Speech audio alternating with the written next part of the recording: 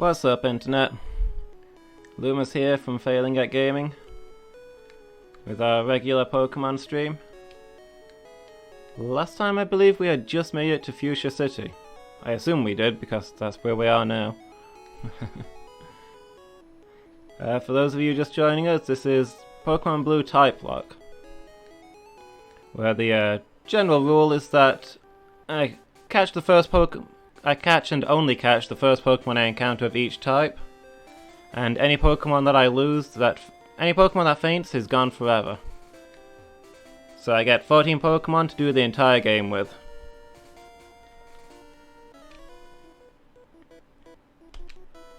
There should be a list just underneath the stream itself that has the Pokemon we've got so far. Got 2 more catches coming up, and we've lost 2 Pokemon fainted, 2 were failed catches, so potentially got 10 Pokemon to finish the game. See how that goes. But hey, we're about halfway through. Hey, Just Red, good to see you again. How are you today?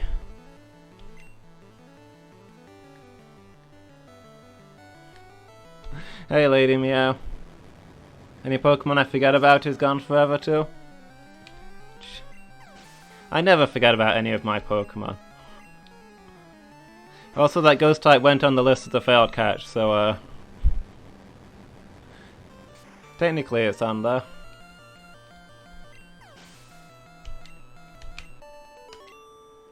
Hey, I'm good, thanks. It is seriously too warm, though. Not been looking forward to closing my door and turning down the fan for the stream tonight. Wait, you'll have a heart attack if I write your name in this death note. Hey, Angel. How's it going? Ugh, look at that face. I can't stand Goldeen's. It's the creepiest, most punchable of faces. Goldeen's are my least favorite Pokemon.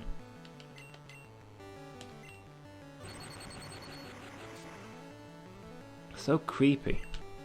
I hated them in the anime where they have that unsettling voice.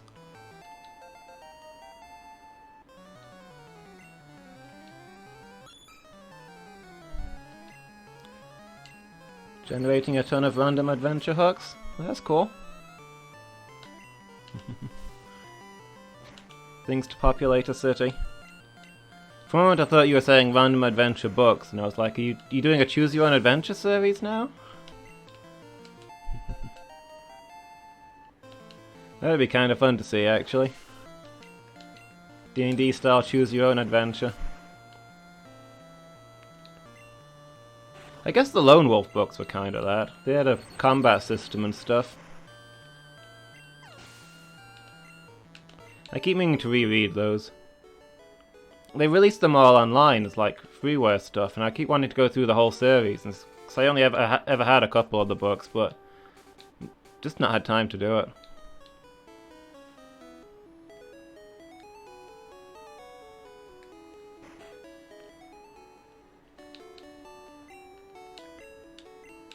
I remember liking the spin-off series more than the actual Lone Wolf books.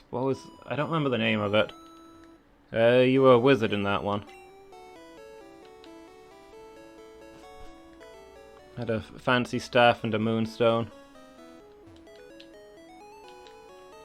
Ah, the warden's home. I can go and tell him that Kira is outside killing people.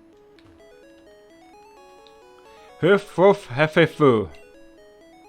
Ha lof ha fif I hafahi ho. Hefifui. Ahahi ho ho. Ifi hafahi ho.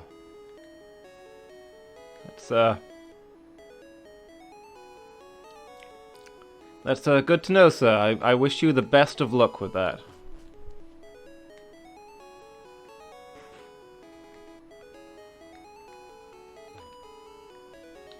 Hey, it's the fishing fool.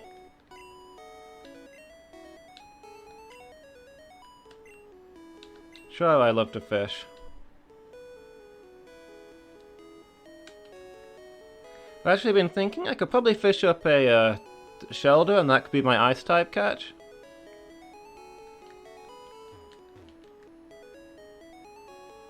It's not technically an ice type, but it will be once it evolves. So that counts for the rules of the Typelock.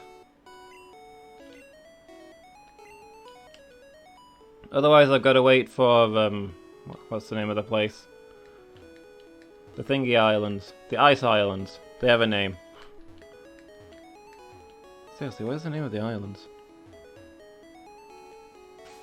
It's too warm, my brain is not working. I bet I don't have my town map with me either. Of course I don't. Anyway, I could catch something random out there, maybe a seal or something, but... Shelter's pretty tempting. Where's Sarah? I said I'd meet her here. In Pokemon Yellow, I think it is. Sarah is stood here and is complaining about Eric not being on time.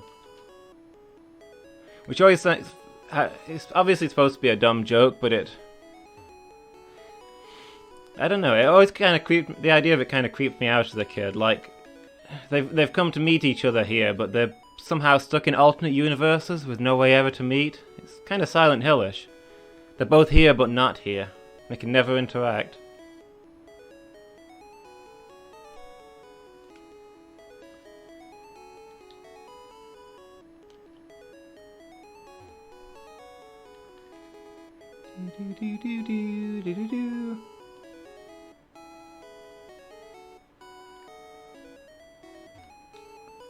Kabuto, a Pokemon that was resurrected from a fossil.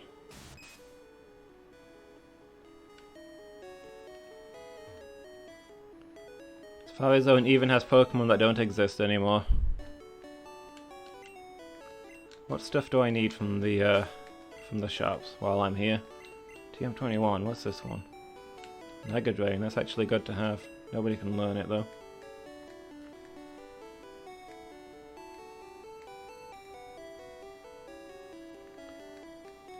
Let's see.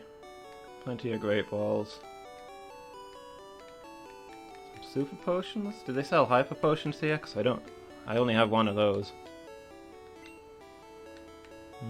Just Supers by the looks of it. I'll take a handful. I want to save most of my money for the game corner. We gotta get ourselves a dragon.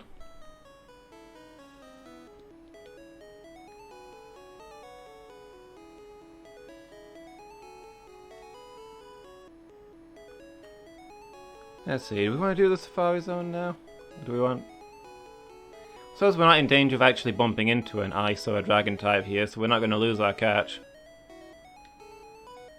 I suppose we can pop in and get our HMs. If I can remember the way there.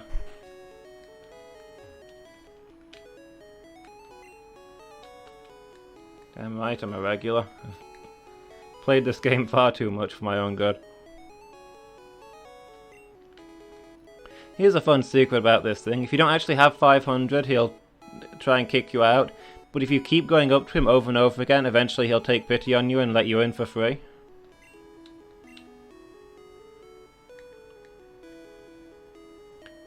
I guess they kind of had to put something like that in, since otherwise you could make the game uncompletable by running out of money.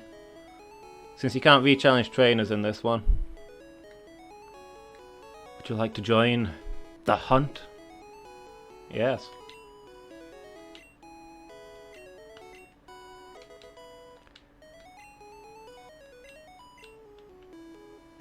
The hunt is on! Not that we can actually catch anything here. It's Dragon and Ice are the only catches we've got left.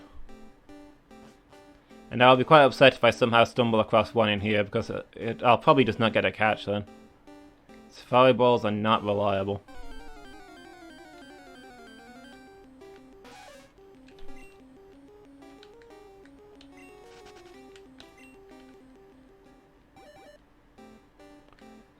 Which way is it? Is it around here? I know I want to circle back round to the left.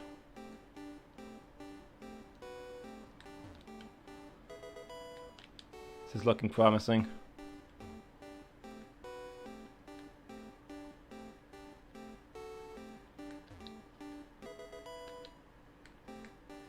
Also, there's tons of items in here, but I don't want to have to go through here twice, so I'm probably not going to get all of them.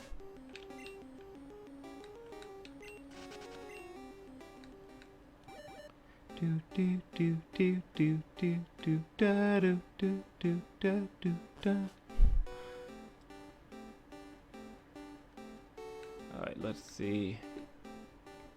I think I want to keep going left, but not take the first exit, yeah.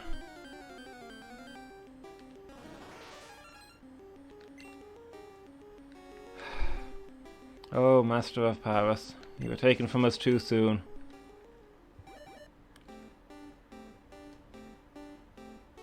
And Doug Trio has a lot to answer for. It's not this one either, is it? I want the next one. We gotta circle all the way around. Hey, a Rhyhorn.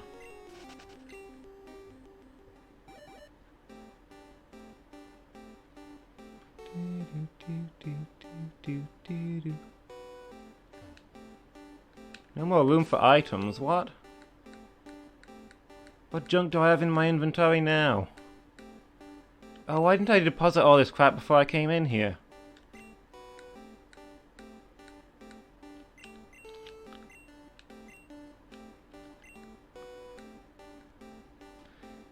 Lady Meow, you're in charge of inventory management. Why didn't you warn me my inventory was full?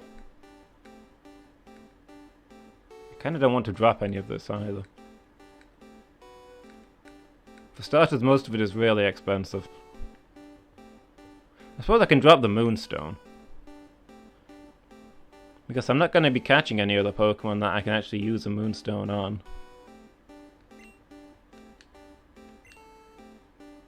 I don't think. I hope not. Get lost, Moonstone. Nobody wants you. Hey, another TM I probably can't use.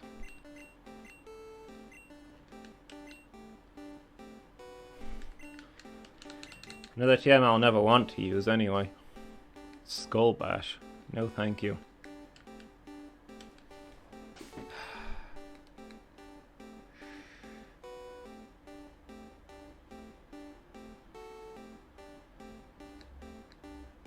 I said I'd handle it at the end of last episode. Like, I say a lot of things at the end of an episode.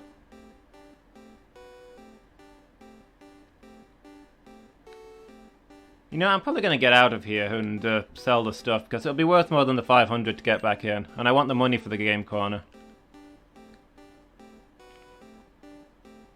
Is there a fast way out of here? Probably not.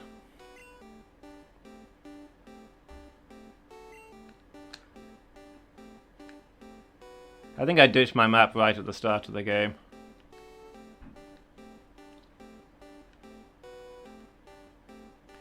On account of I mostly know where things are. But I can't remember the name of the freaking ice islands for some reason. That's really bothering me. Begins with a C? Seafoam, that's it. Seafoam Islands.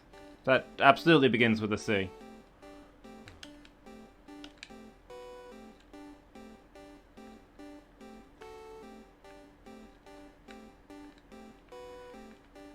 It sounds like C, so it must have a C at the start. That's how the alphabet works.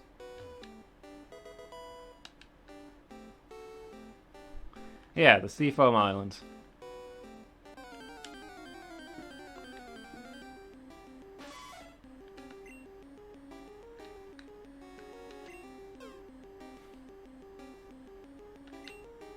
Have at the Need Arena.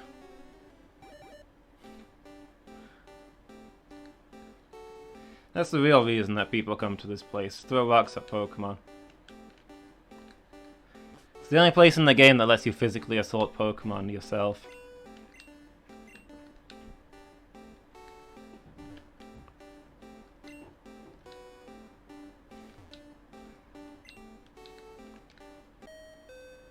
Ding dong! Your safari game is over.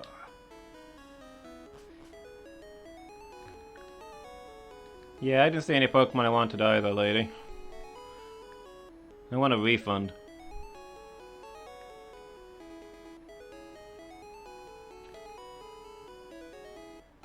Okay, let's go sort out this stupid inventory problem, because it's not like we're going to be encountering... How do I get out of here? It's not like we're going to be encountering less items. We've got at least 2 plot items we want to pick up there.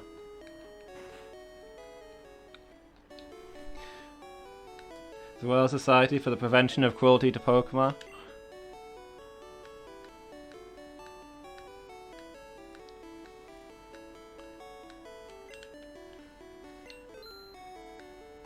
I got nothing to say to those guys.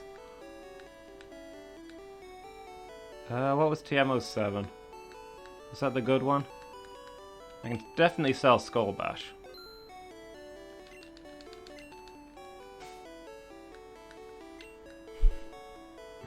You're on hold.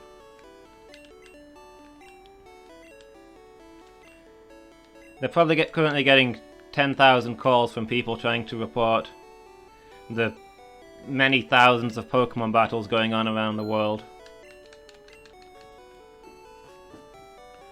Yeah, I'm in Cerulean City, and there's this place called Cerulean Gym where they make Pokemon fight each other.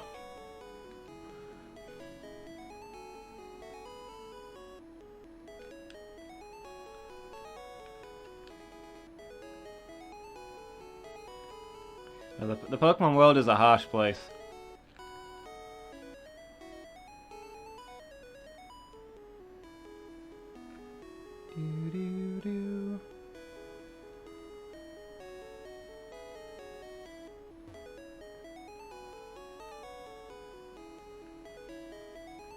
Yeah, I'd like to report some Pokemon cruelty. I sent out my Charizard to set fire to my friend's Pokemon and he poisoned it.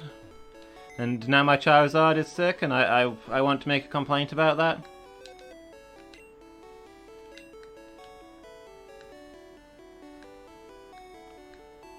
I don't feel that people should be poisoning my Pokemon.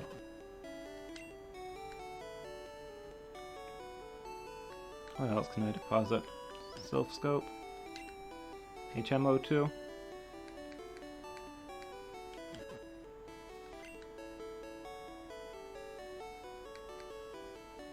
Probably the good rod. Well, it depends whether I'm getting that shelter or not. I might do that later.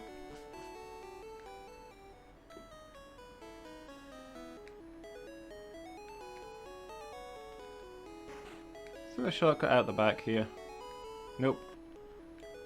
This building is perfectly situated to have a shortcut out the back, but unfortunately you have to walk the long way around. Who designed this zoo? You have to walk some circuitous paths to get anywhere.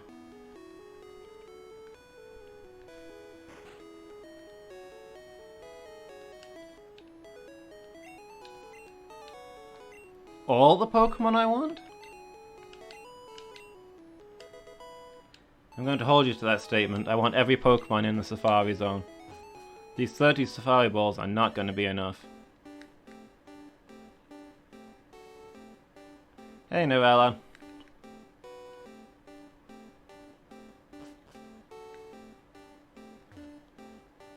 I said that wrong, I think. Nerelon. I know the proper way to say that, but I always forget. It's hard to train yourself to use different timings in words.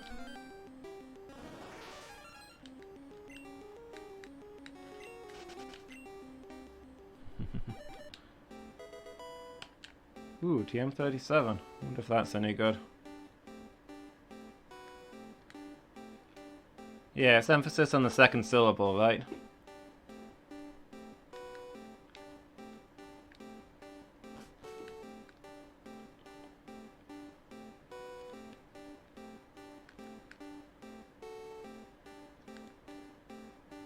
Just a thing you gotta drill in, I guess.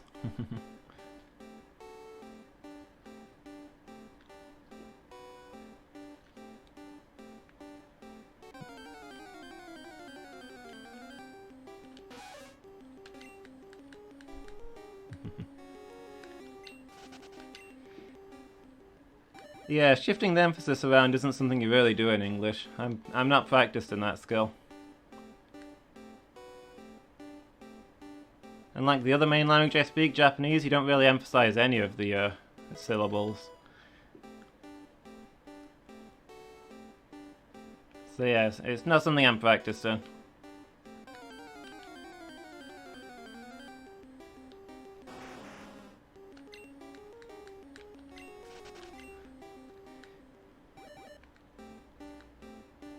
Maybe I'll start remembering how to say your tag right now that you're helping me out with the Let's Play stuff. Stay tuned for our Monday show, by the way, guys. We got some stuff coming up.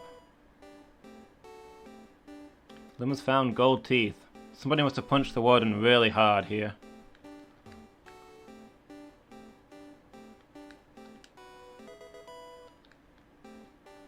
See, was this the secret house? Or was it the other way?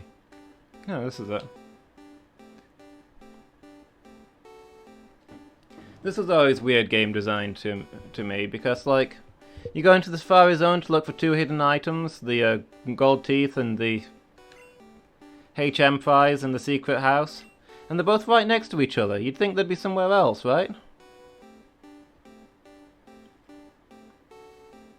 That's on YouTube, the Monday stuff. Our Action Monday show.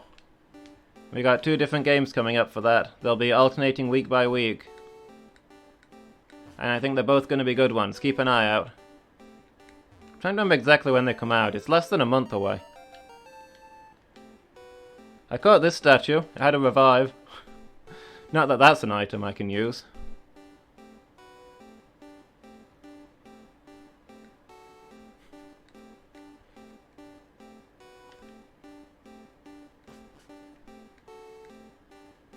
Does it count as a plug to advertise my channel on my channel? I guess it kind of does.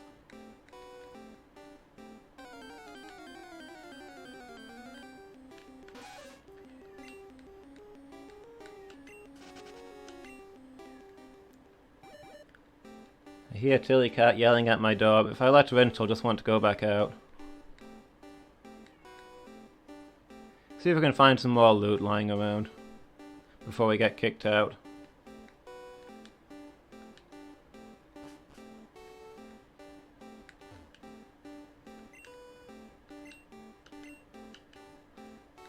Yeah, I wonder why.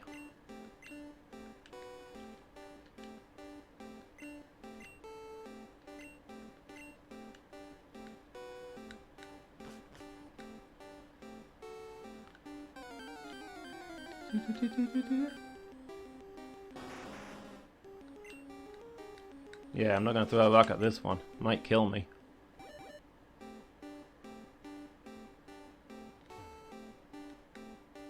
This place could probably do with some better music. There we go. Get me out of here.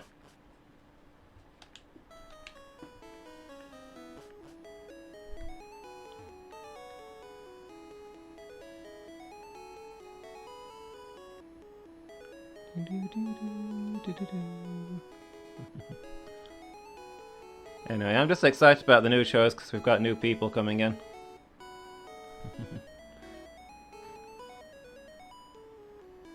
I like that we're slowly including a larger circle of people. A bigger cast.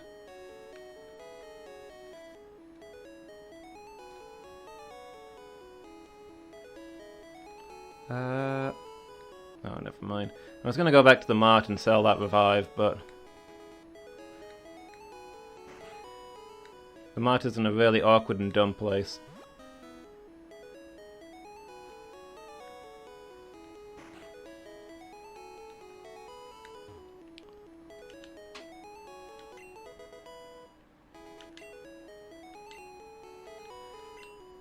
No one could understand a word that I said.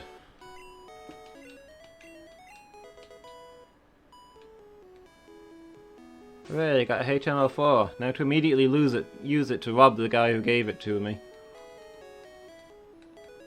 What was this? Did I even check what this was? I don't think I did. Double team, that's not a bad move.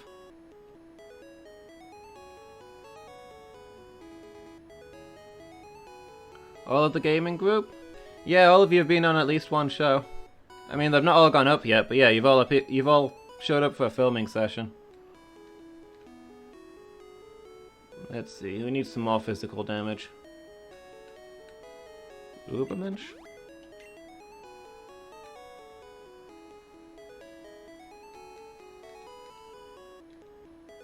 Plus Wolfie was on a stream that time, so had a few people involved. What was I doing? I was teaching somebody strength, wasn't I? Who do we want to give strength to? Ubermensch? Maybe? Probably end up giving it to Duck as well. Mind you, Duck has Body Slam, which is better.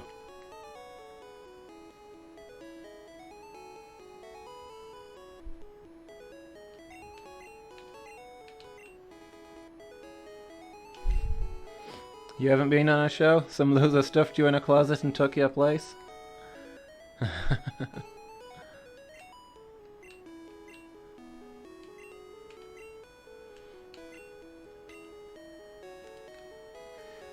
So any bizarre and awkward comments that you make in episode are just the work of somebody trying to discredit you. Go ahead and get Bubble Beam replaced with Surf. Because Surf's just a great move. Why wouldn't you teach it to everyone who can? Can I use Strength yet? I can. She's rubbish at gaming. We're all going to be very disappointed. I don't know if you've noticed the name of the show.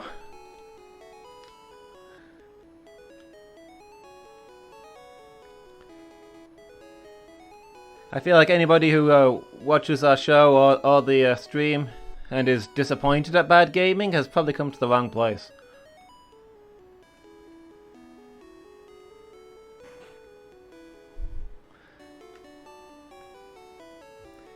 Fake Lady Meow is cruel and horrible. You heard it here first, folks. So make sure that when that episode comes up, you leave plenty of comments harassing the fake Lady Meow and telling her what a cruel and horrible person she is. Point out all of her bad gaming mistakes. In great detail. We want to discourage this kind of behavior.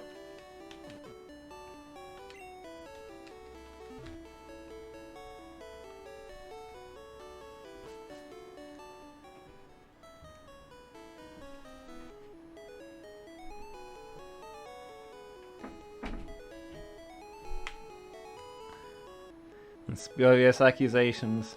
Absolutely.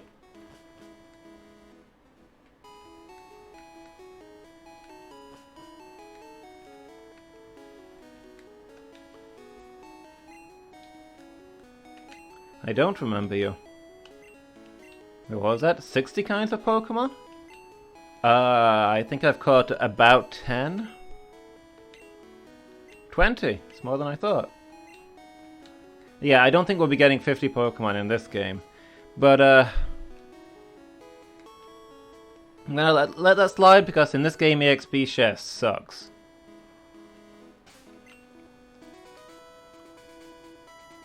Let's see, what were we doing here? I think we're trying to level up these two losers.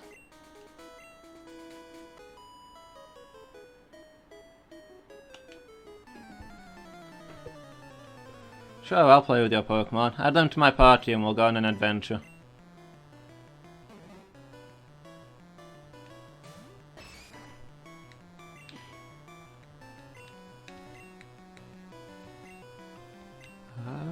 Wolfbird might actually have this one.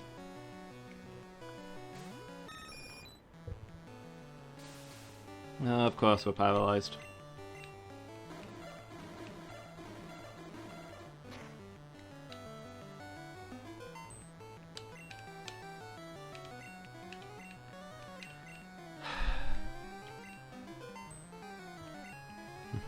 You guys don't want a Bellsprout in our party?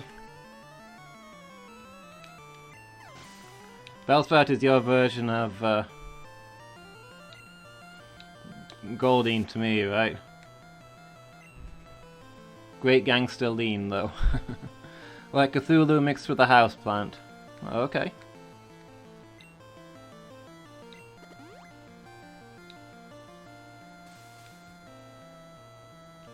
Seriously.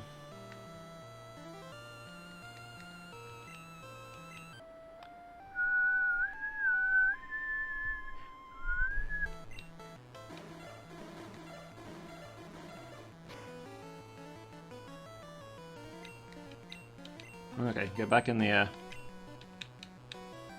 Before you get paralyzed again, because that's the worst thing when you're using fly. Oh, are you serious?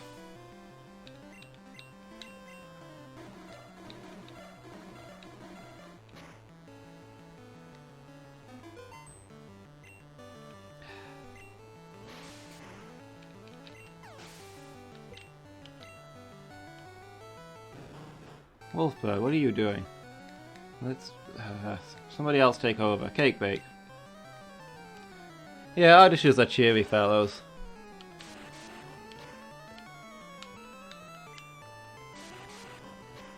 For a Pokemon line that actually has a Pokemon named Gloom, they're an oddly cheerful bunch.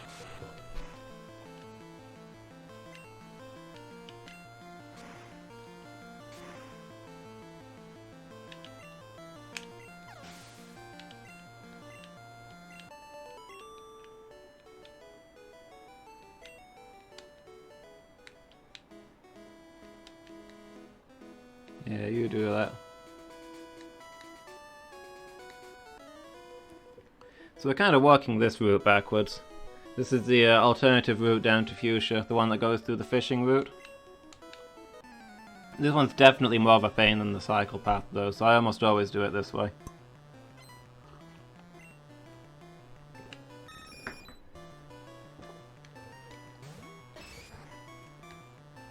Cycle path first and then work my way back up.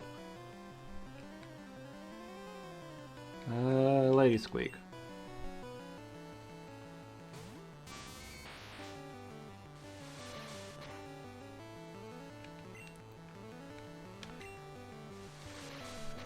Hit him with another Thunderbolt, Raichu.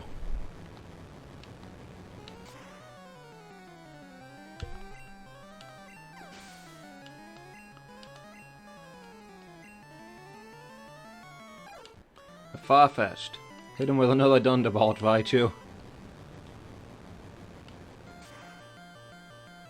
Popular hairstyles for men these days look like Pidgeotto? I don't know. I try to avoid looking directly at popular people.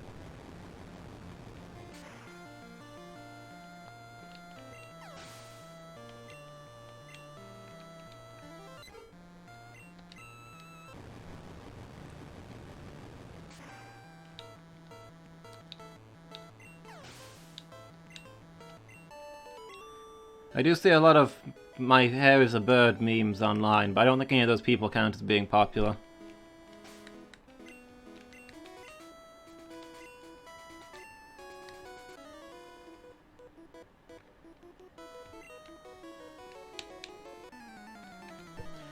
My birds are shivering. You're good, aren't you? Right, okay.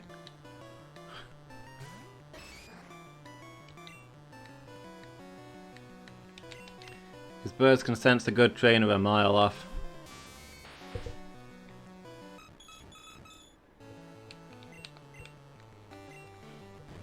That or they can sense a hero a mile off. They're not keen on good aligned people. These young humanoids and their hairstyles? Yeah, I don't hold with it either.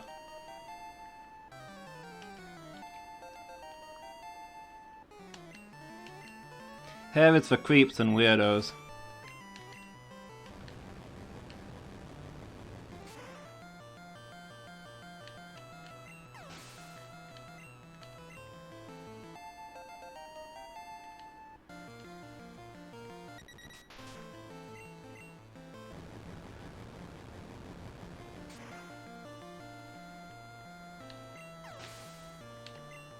No, these long-haired layabouts who just play video games all day and expect to make a living at it. Okay, these ones might be good for Wolfbird and Ubermensch to beat up. Where were those? Didn't I buy a bunch of lemonades? Did I drink all the lemonades? Guys, I drank all the lemonades. We'll come back to this route. We gotta go get some lemonades. People with a massive curly hair could have a bear hiding under it. Absolutely. Anytime you see hair, you gotta worry if there's a bear under there. Especially if they don't shave properly.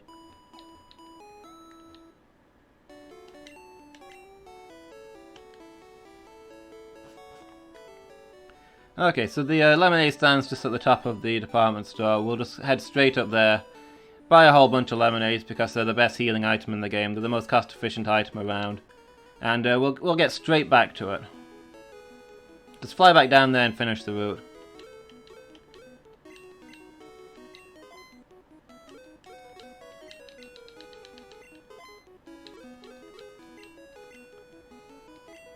One, two, three, four, five, six, seven. 1, 2, 3, 4, 5, 6, 7. 1, 2, 3, 4, 5, 6, 7.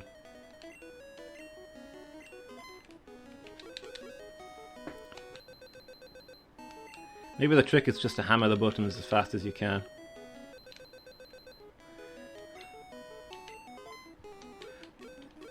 Oh, I must have taken a wrong turn. I went into the wrong building. But I guess while I'm here, it wouldn't hurt to make a few spins. We do need to get ourselves a dragon after all. This machine sucks. That one doesn't count. Out to lunch. You can reserve a machine? How come I don't have a reserved machine? I'm a regular here. How much do I have to pay to reserve one of the good ones?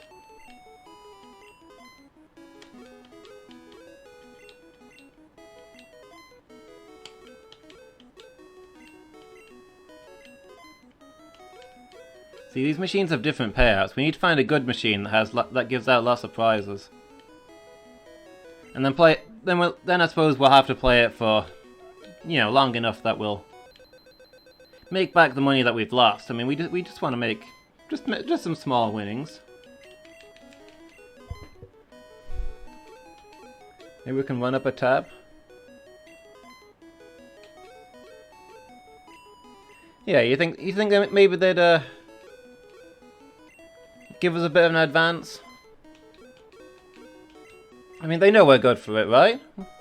We're regulars here.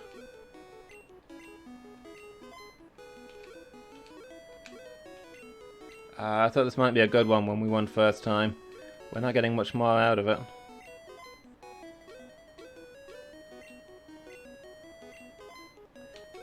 Last one. What if this one on the end is better?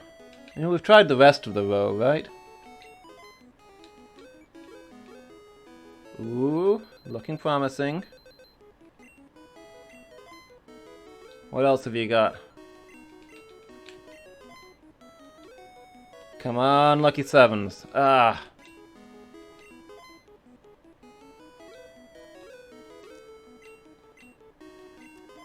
Lucky sevens. Big money, no whammy.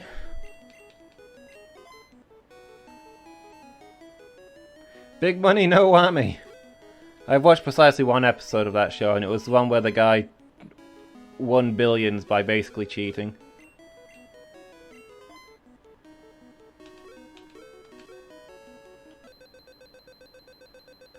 Okay, made a bit of money. I don't think this is a terrible machine, but I don't think we're going to make a profit on it.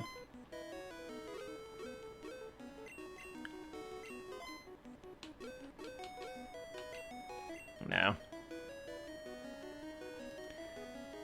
Guess I'll just stop by the counter, buy a few coins while I'm here, and we'll head on.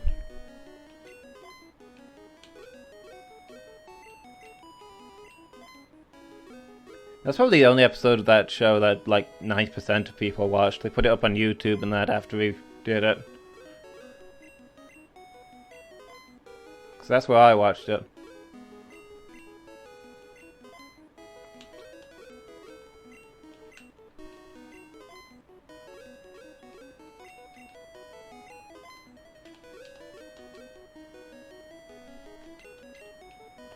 Can you usually turn a profit on 2p machines?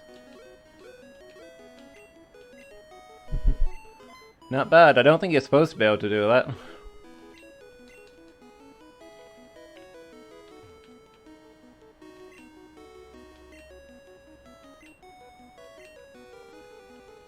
What was the name of that show? I don't even remember now. But basically this guy memorized the pattern of lights, so he could always tell when a good pattern was about to come up, and always stop on the extra spins.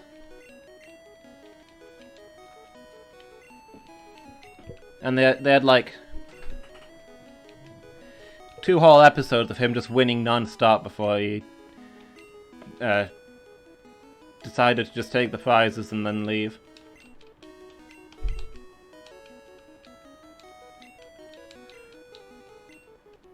And then the first roll after he was done, the next guy on his first roll got a whammy and lost all of his money.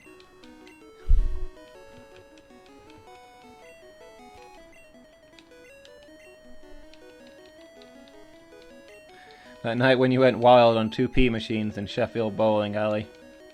Wilder than any casino.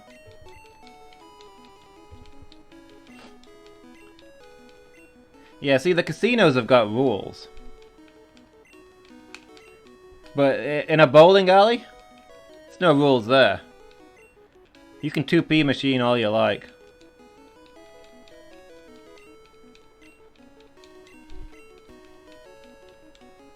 Occasionally the 2p machines have decent prizes on them. None that I've seen. Normally they have a plasticky thing that probably costs about 10 pence. You took on the man and broke even? Sometimes that's the best you can hope for.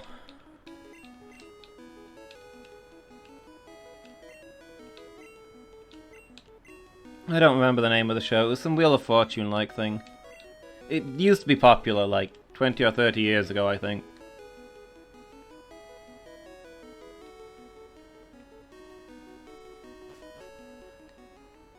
You spin the wheel to win prizes, but if you get a whammy, you lose everything. And yeah, the technology that was used on the digital wheel wasn't very advanced. Because it was early days for that kind of thing. But yeah, even though it was supposed to be random, it actually only had like 3 patterns. So if you memorized the patterns, you could tell when what was gonna come up next. And get infinite spins. You got a Gryffindor badge and a Slytherin badge? Okay, that's kinda cool. And a bunch of Predator Hero Quest models. I don't know what those are.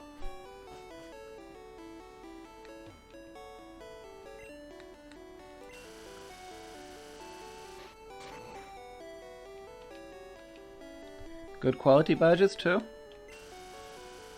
That is legitimately kinda cool. I never see much like that when I go to 2p machines, but then I don't go very often.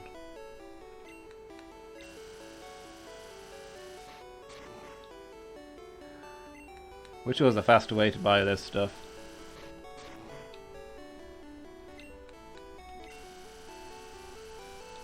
For the price, this is the best healing item in the game. That's why it's usually a good idea to stock up on it if you're stingy. They're not great in-battle items because they don't heal that much, but for healing up between battles, these are the best thing because they do a decent amount and they're so cheap.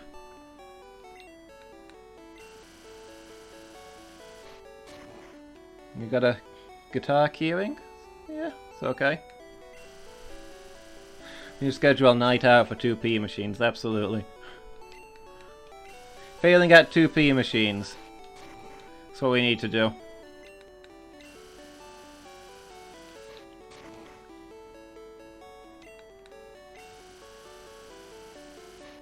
Yeah, you can never have enough lemonade.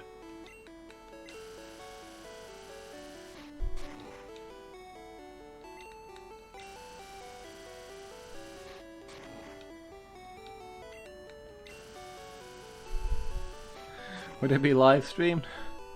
That might be difficult to do. Maybe if the arcade has really good Wi-Fi. So here's the thing that always annoyed me. Wolfbird can't fly here, we're on the roof. There's open air all around us. It looks like gaping grey void, but we're supposed to be on top of a building. Is there an app to simulate 2P machines? Probably. Somebody's got to have made one of those, right?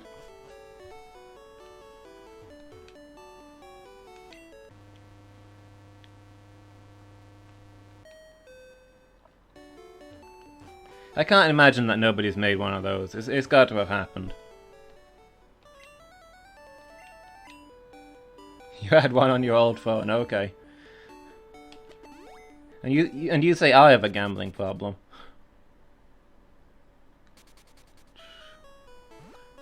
I don't think I have anything that can run an Apple version, but yeah, it proves that the option's there.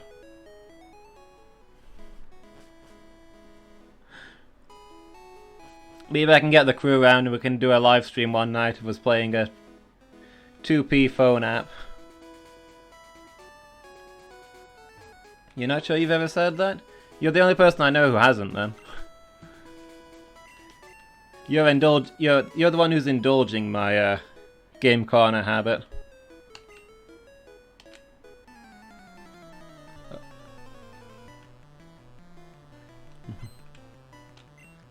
Others in the chat have implied it. Well, they're wrong. You just said I was in danger of turning into Voldemort. And that's largely unrelated to the gambling thing.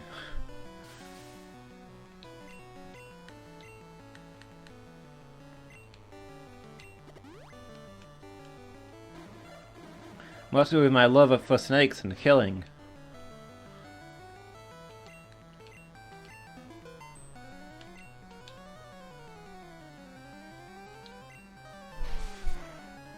Gloom looks like a drunk.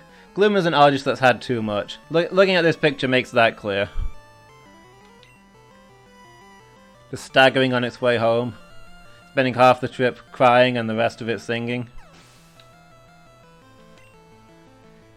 2P machine stream and talk about GDPR. It'll be a thrilling evening. Absolutely.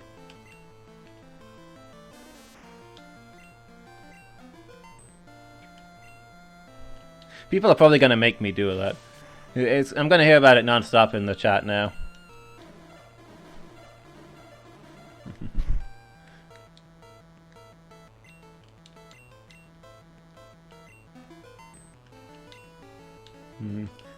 Wolfbird's defense is getting kind of low. But we did get a level out of it. I don't like these odds. Cake bake.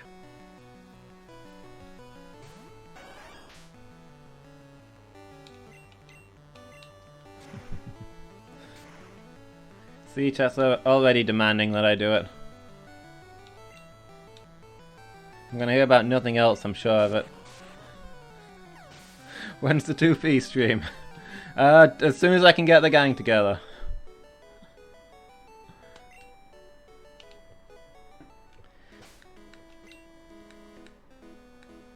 Well guys, I'm all about the 2P stream. High stake 2P machines, absolutely. Completely in favour of it, it's just you know, setting up something like that needs some prep, you know, we got to get a team together.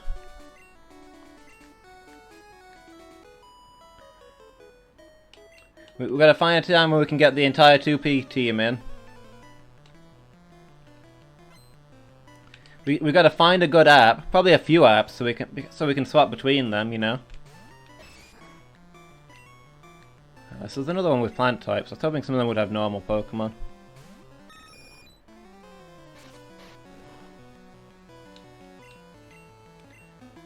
If these are phone apps, I'm gonna have to hook up my phone to Twitch somehow.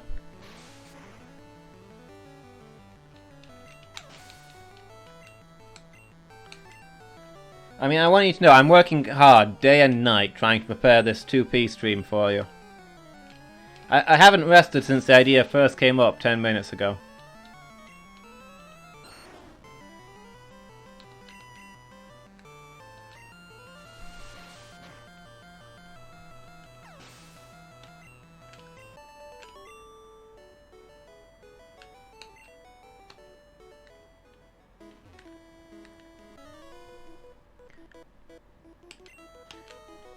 Yeah, 2B stream is absolutely going on the schedule.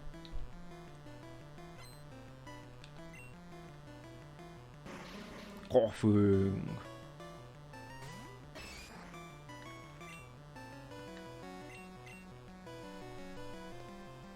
Snowrelon.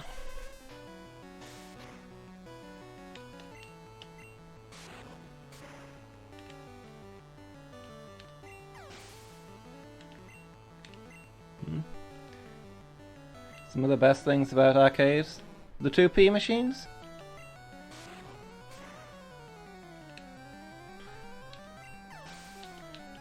Two-P machines probably are the best things in arcades at the moment.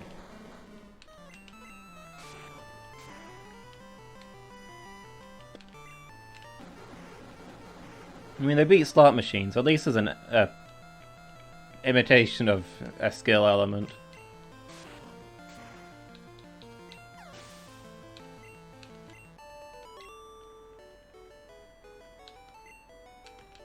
No, it can't be true. I could fly if I wanted to.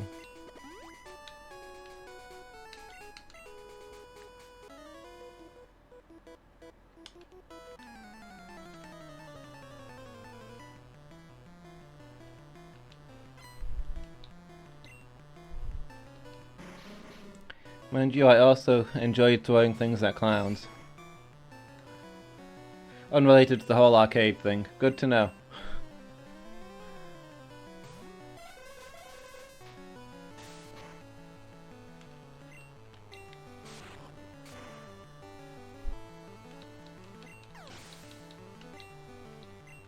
I think a lot of people enjoy throwing things at clowns when they get the chance.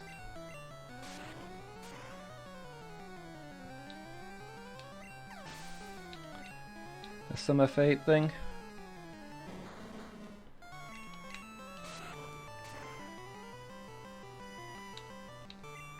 Every summer we build a little wooden palisade around the town. Everybody gathers together at the walls and throws stones at the clowns to try and keep them out for another year.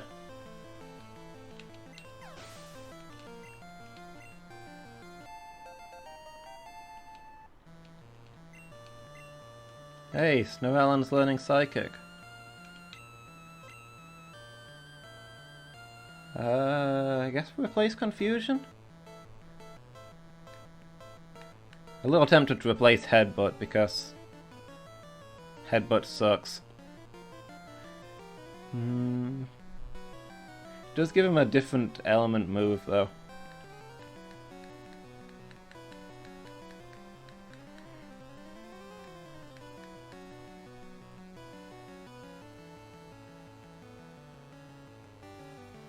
Yeah, I guess I'll replace Confusion.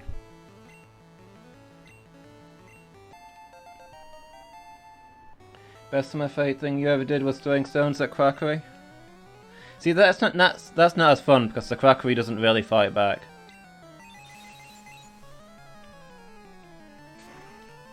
Whereas with the clowns, you know, there's a challenge. There's a genuine sense of threat when an army of clowns is descending on you. If you don't defend those walls, then for the rest of the year it's going to be balloon animals stalking the streets, pies in the face every time you go outside. It's going to be awful. Really feels like that clown battle matters when you've got odds like that at stake.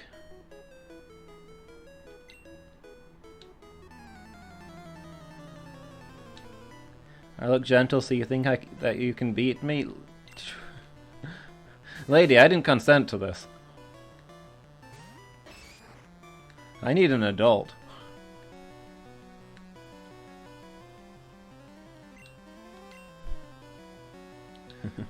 Really does bring the town together, absolutely.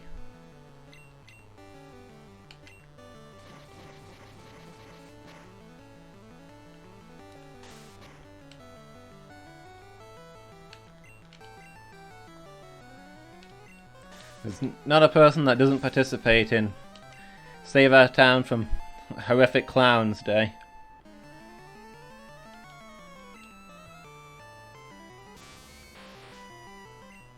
Hey, it's a Raichu. You do have a good Pokemon.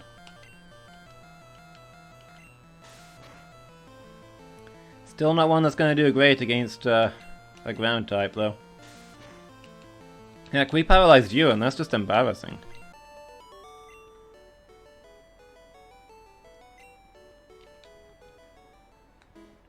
Best day of the year?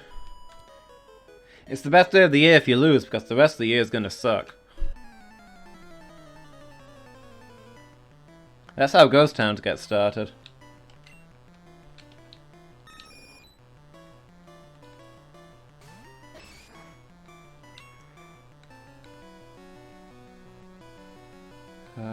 Let's see, where's Lady Squeak?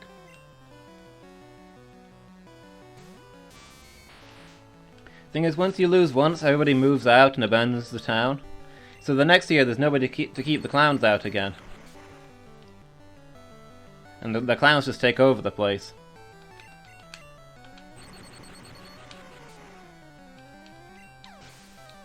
The clown threat is slowly spreading. Villages and towns just disappearing one at a time. Oh geez, that's the most evil looking Furby I've seen all day. That is not a flattering sprite for a Wigglytuff.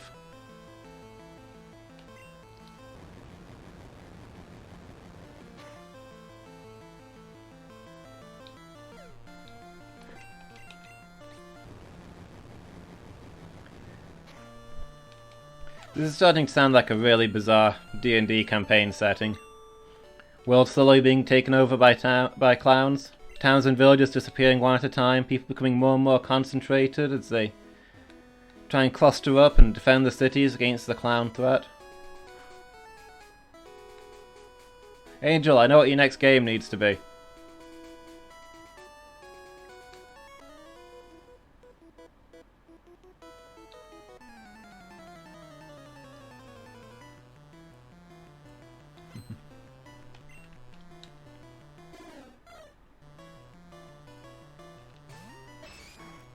Clown defense.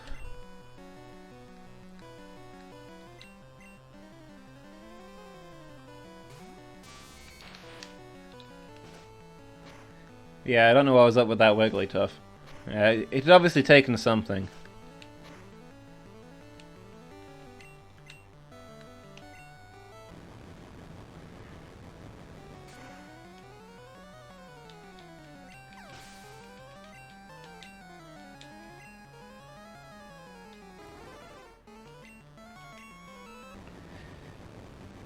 We're coming up to the bird maze, which may not be the best place to train the fighting type. But hey, where is a good place, right?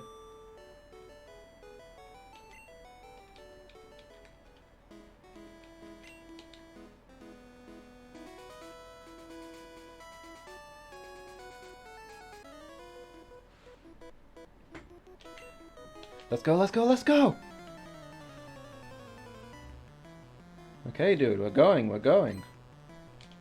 Settle down.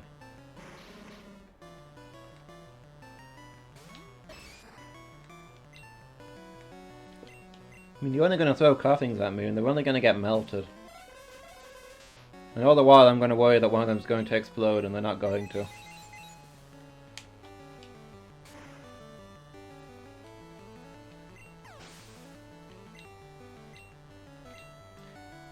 You gotta watch out for round Pokemon in these games because they always know explosion.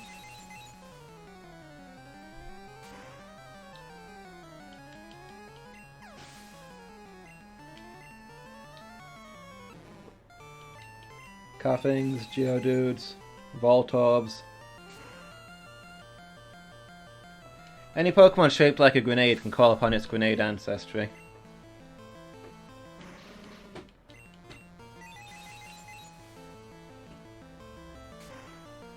Grenades are their spirit animal.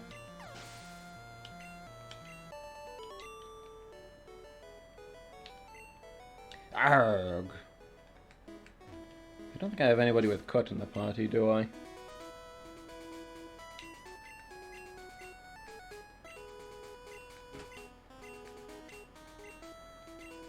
Oh, the humanity! I would imagine so, yes. The gas bags go up, yeah.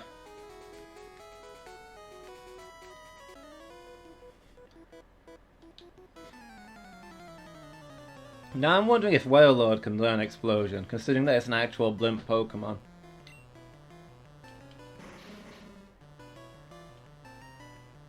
Wailord was burned. Wailord used Explosion. Oh, the humanity!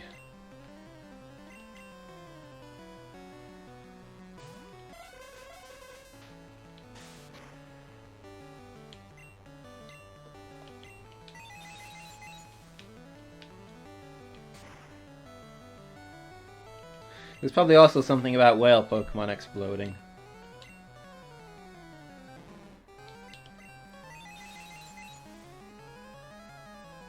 I mean, it's a thing that's been known to happen in real life. Even at home you can't escape spreadsheets? Dude, why would you want to? Spreadsheets are great. My life revolves around spreadsheets. I use more spreadsheets at home than I do at work.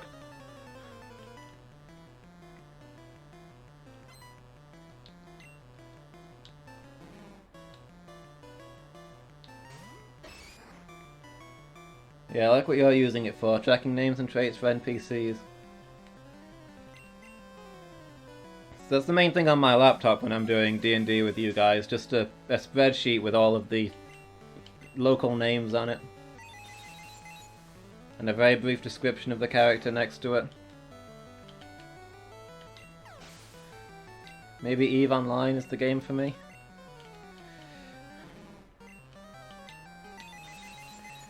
Well, I could try it, but I've still not finished Microsoft Office Excel yet. That system has a lot of post-game content. If you want to 100% it, you know, that's a time investment.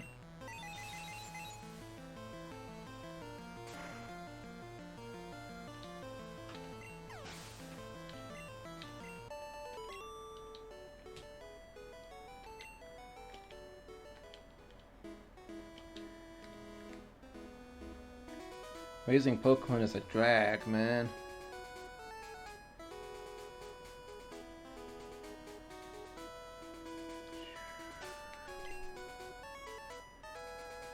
Let's see. Let's head back. I think I'm gonna get Rock out and cut through some of these bushes.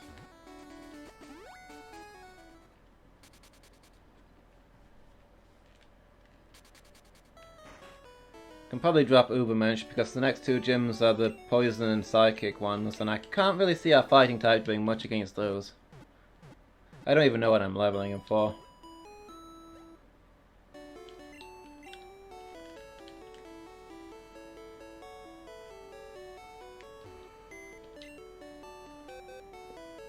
Wolfbird should be useful though, because the Poison Gym is gonna mostly use bugs. See, drop Ubermensch, bring out Rock. Level 18, wow.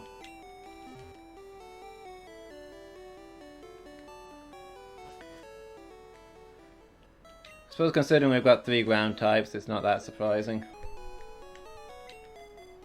Hardly use this guy.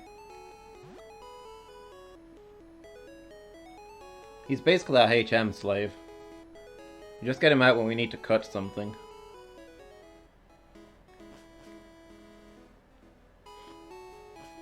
A problem many junior Mafia members have.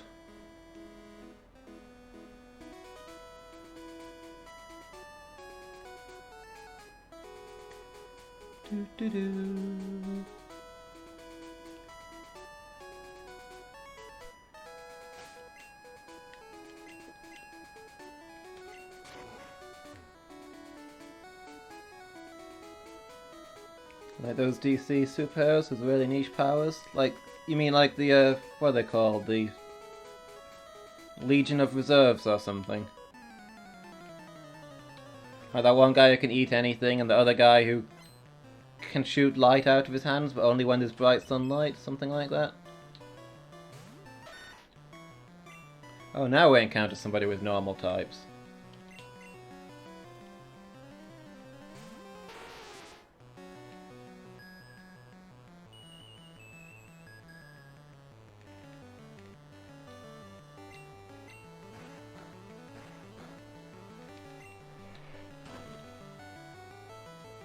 It makes sense that people like that exist. superheroes with crap powers who can't really do anything. Oh boy, this thing's using metronome.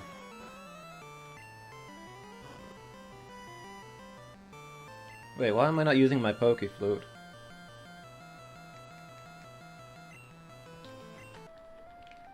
Well, if you think about it, you'd expect there to be more rubbish superheroes than top tier ones.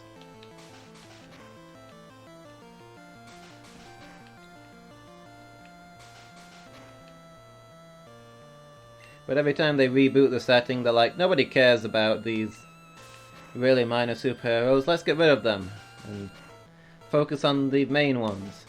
And then from then on, you've got Superman being like the bottom tier of superheroes, and everybody else is even more crazy powerful. Kinda leads to an unbalanced setting.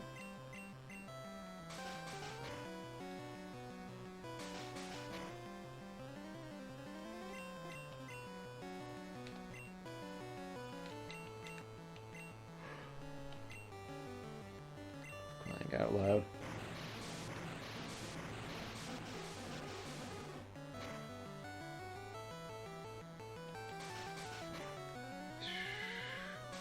Lady Squeak have Swift. I think Lady Squeak has Swift.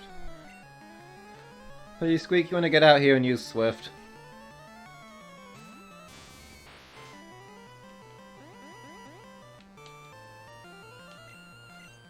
Do you really need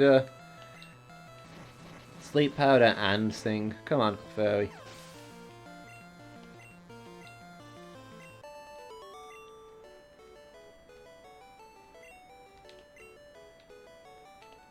Wait, you said trade? Oh, I was genuinely not listening.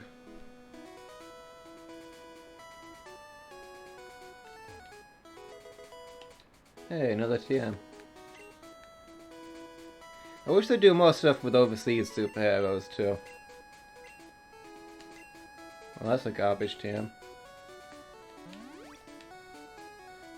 Like, every superhero in the world seems to live in America.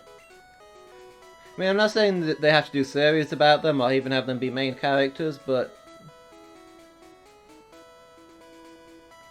like, have the regular stuff focus on the American superheroes defending America, but then when there's a world-ending threat, suddenly have all these cool heroes from other countries show up. That's cool, it's world building.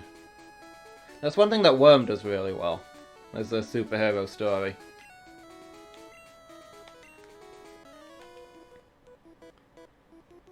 You only get little glimpses of the other countries, but you really get the feeling that that every country has their own story going on. When a major event happens, heroes show up from other parts of the world, and you get the feeling that superheroes are very different wherever you go.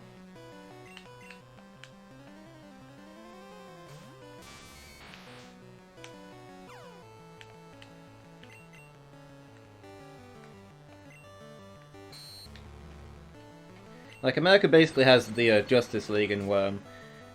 In Britain there's this huge rivalry between the publicly owned Kingsmen and the government-owned Suits. Like, the Suits were designed to be this new, modern, stylish superheroes for a new generation to replace the old-fashioned Kingsmen. And then everybody just hated the Suits because they're kind of dumb and have no personality.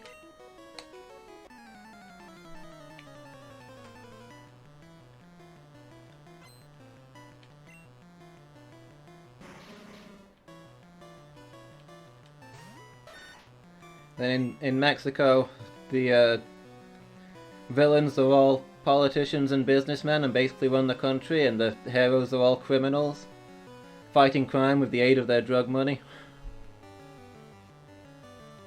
And everybody all of the Mexican superheroes and supervillains are dressed like luchadors and wear bright colors, obviously.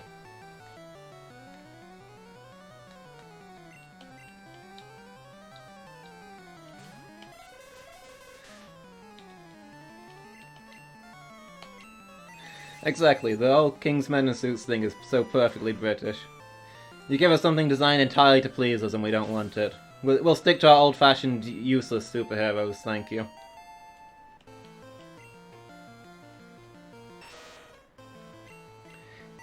But yeah, there's stuff like that for country after country. That's the really nice thing about Worm. Even the really minor things always feel like they've got their own story going on. There's a lot of characters, there's a lot of people in this setting who feel like they're the main characters in their own story. Lots of places where you're like, this could be a book in itself.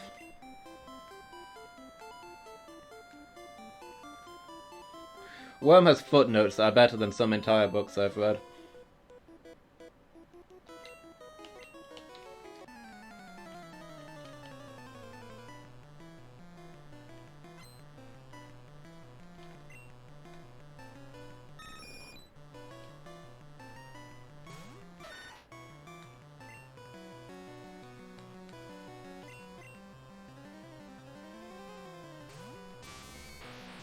Under Thatcher, the superheroes got privatized. I think that's exactly the intention, yeah. The Kingsmen are the old Labour superheroes, and the suits are the new Tory superheroes. They're fashionable, modern, and utterly hateable.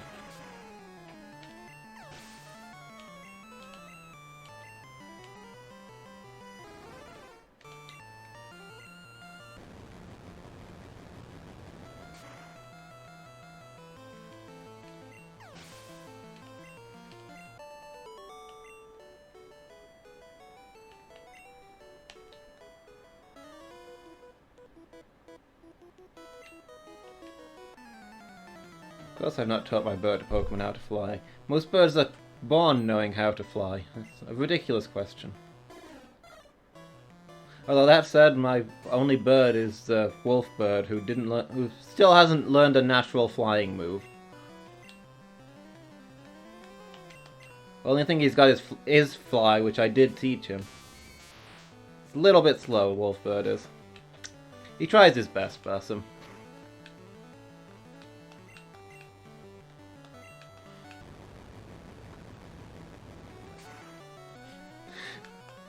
Yeah, but is there anything more comic book British than a conflict about superheroes being privatized? That's Britain in a nutshell. Richard Branson with Virgin Metahumans buying up National Superhero Service?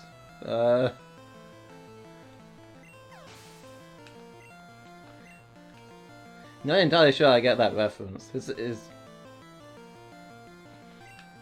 I don't know who Richard Branson is. Is he buying up NHS stuff? Is that what the reference? So I can kind of believe that.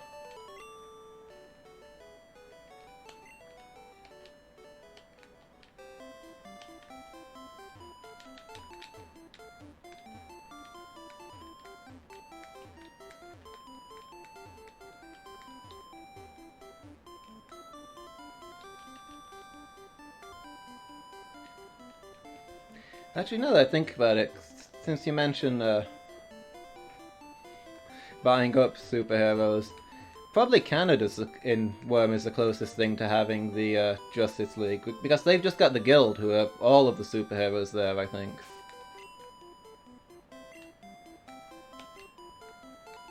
America has the Protectorate, but they've got a ton of rivals who are like corporate teams owned by big businesses, who are basically just good advertising.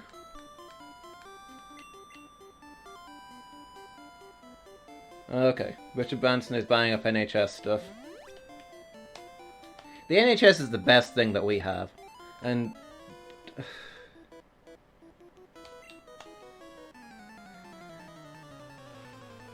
I don't want to get all political again. We had enough of this the other week, but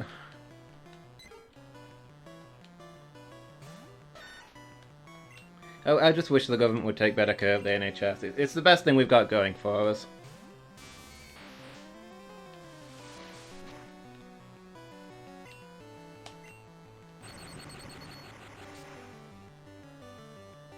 Like to me, it's so backwards that there are still countries out there where you actually have to pay for medical care.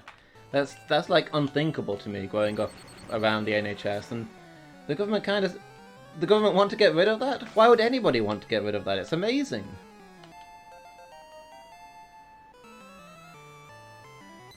Like, can you call yourself a civilized country when you've got to pay for medical treatment that you need?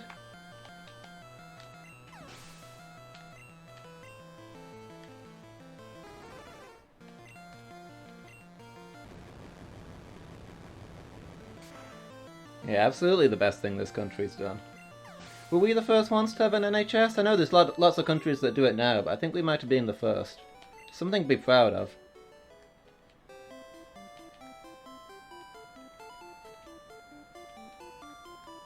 Going round in a circle.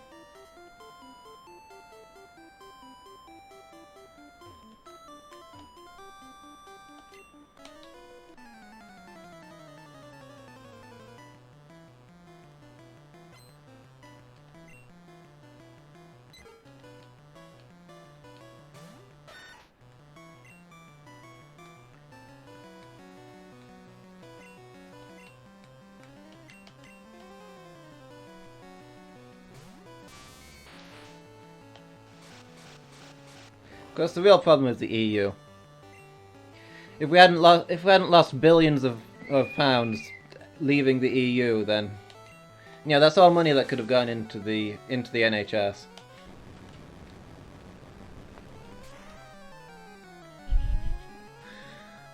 All those memes. I promise I won't get all political. 3 drinks later, picture of Lenin giving a speech. That's what I'm doing.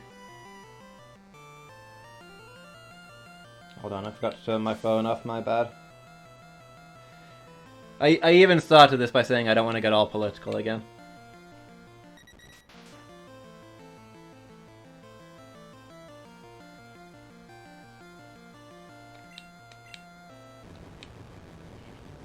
But to be fair, you guys kind of love it, don't you?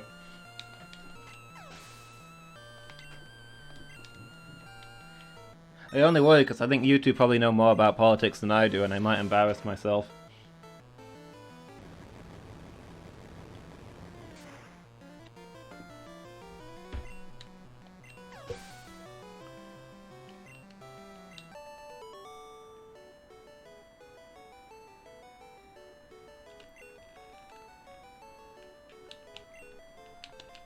Yeah, that's kind of the thing, like... To actually be a politician, you have to have political training, and to be a political training, you have to be an unpaid intern for years. So you have to be really rich, even though there's no actual requirement of richness to be a politician in theory. Only rich people can really do it, can afford to get the training. So the government's all rich people who don't pay for healthcare anyway, pay for private healthcare anyway, who have their own personal doctors and stuff, so they don't care about the NHS. It's not doing anything for them.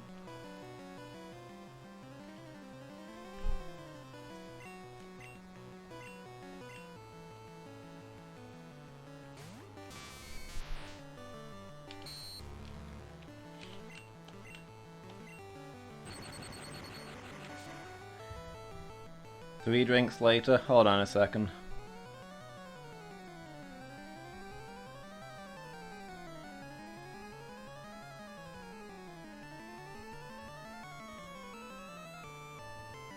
Trying to see if I can bring this up in Twitch. Probably can.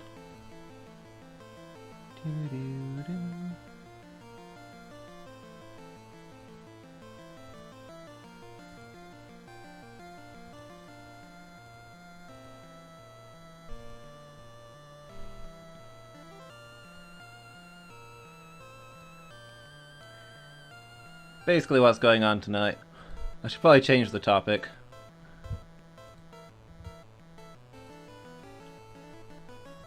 Where did Twitch chat go?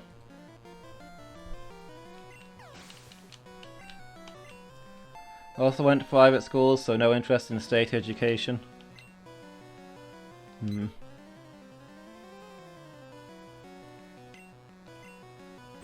Yeah, education is the best thing that everyone is doing.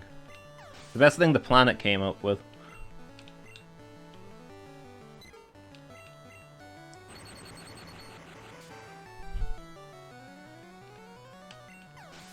Like, the better the average worldwide education, the better chances you've got that the genius weirdos out there are gonna have the knowledge they need to make something amazing. You're rolling those dice and hoping for a good result, and the more education you've got, the more +1s you've got. See, I tied it back into game and we're on topic. This is your favorite battle music? Absolutely. This is iconic. This music is what Pokemon is.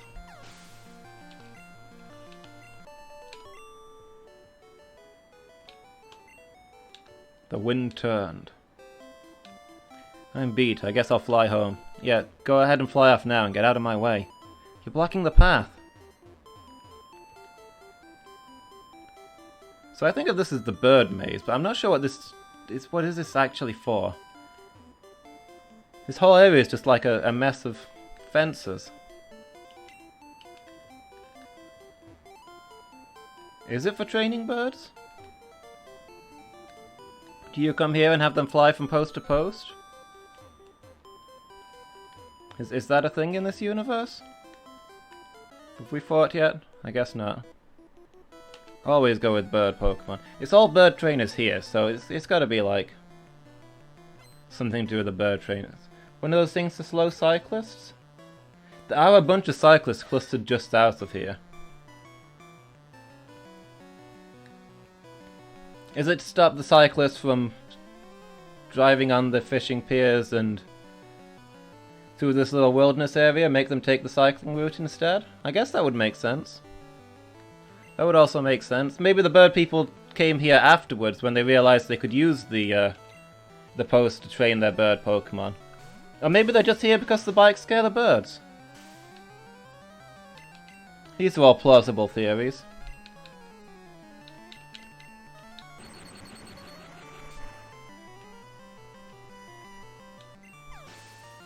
Like, this is canonically the nice walking route compared to the speedy cycling road.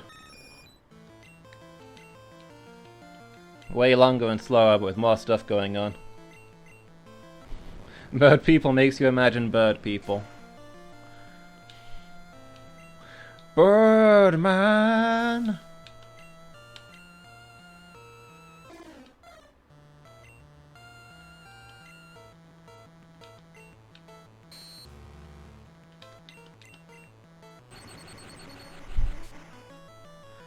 Was that the name of the guy?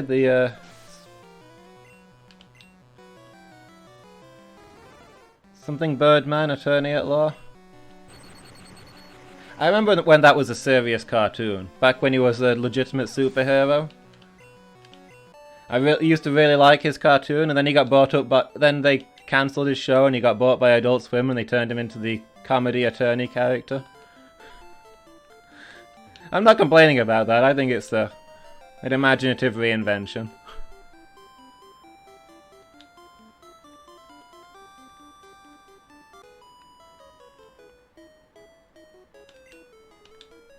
I've never really watched the attorney thing. I've heard it's really good though. Probably better than the original show, which I enjoyed as a child, but looking back was maybe kind of stupid.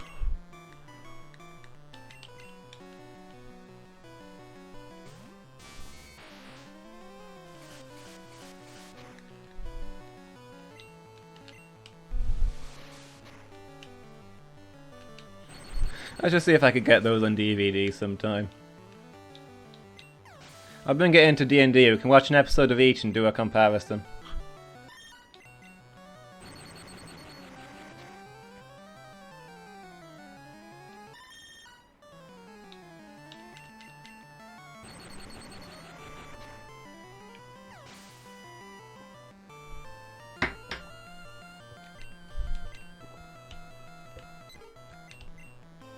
Be one more thing in my slow and steady collection of all the shows I used to watch as a kid.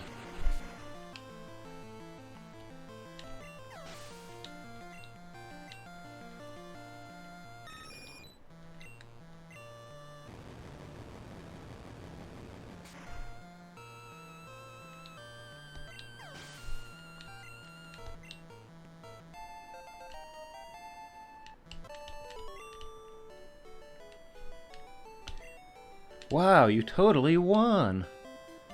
Sounded kind of sarcastic there. Did I not win? Did I win the battle but not win in my heart?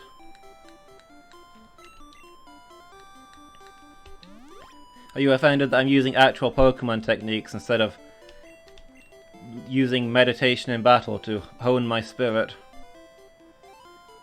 Pokemon isn't just about hitting the target.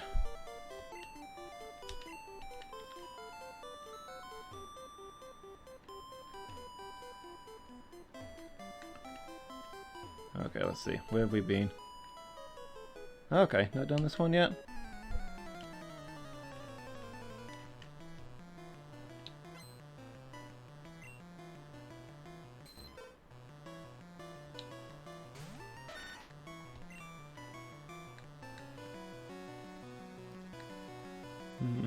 It's all Lady Squeak at the moment.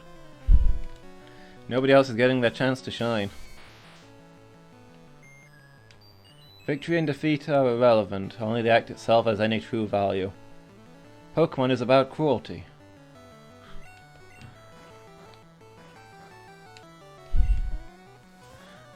Once used that line on a date. How did that work out for you?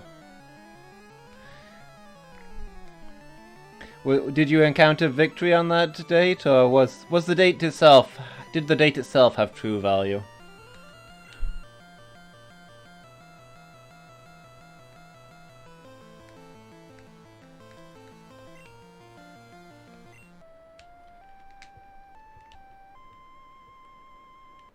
Can absolutely believe you're still on hold with the Pokemon quality line. I don't think there's any shortage of callers. I say as I have my mouse pour electricity into a tadpole. Not an unqualified success, but better than you might expect. Okay.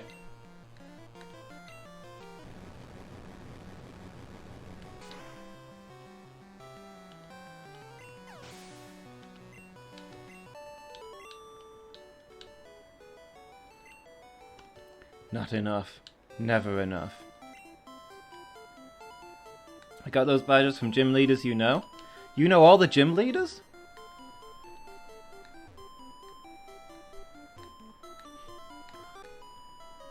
Guys, it's a celebrity. You should play it cool. Best description of a Pokemon battle right there.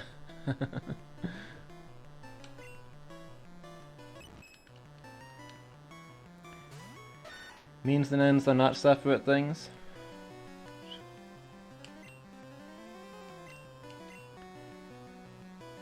I mean, yeah, I'm kind of inclined to go the Watchmen route. Nothing ever ends.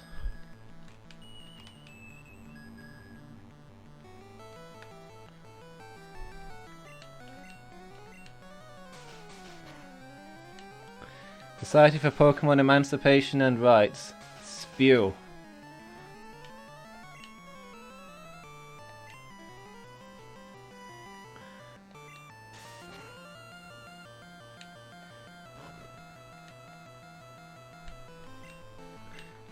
But Lady Meowani, the Pokemon don't want emancipation and rights. They want to fight each other.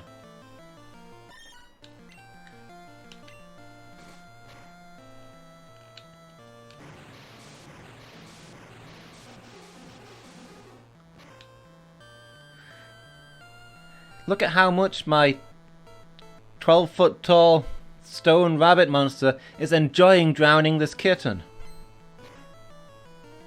Do you really want to take that away from him?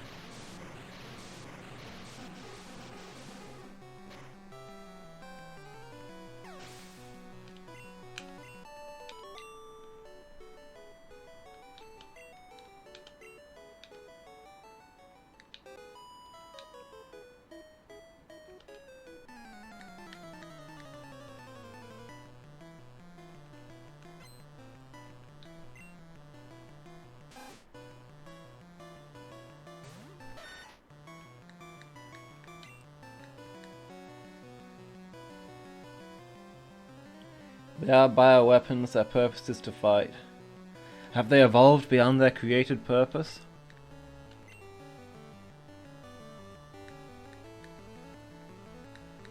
Yeah. Can Wolfbird handle this? Maybe.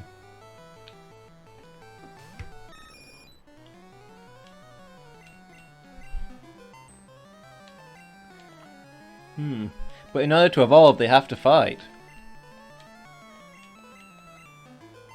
So if their fighting drives their evolution, then can they truly evolve beyond fighting?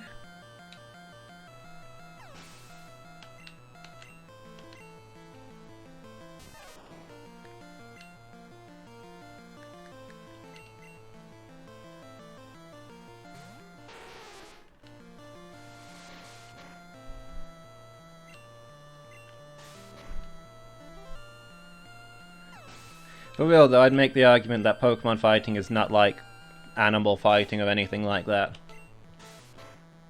Pokemon legitimately grow through fighting. That's how that whole evolution thing works. Like, the fighting is natural for them. It's what they do in the wild. They hunt each other down and have battles. That's why you get attacked when you're in the woods. They want to fight your Pokemon. Because that's how they grow.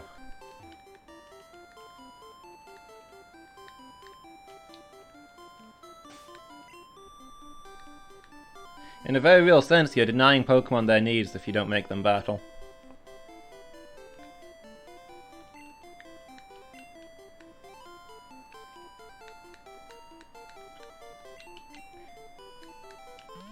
I mean, it's not like we're fighting them to the death or even legitimately hurting them.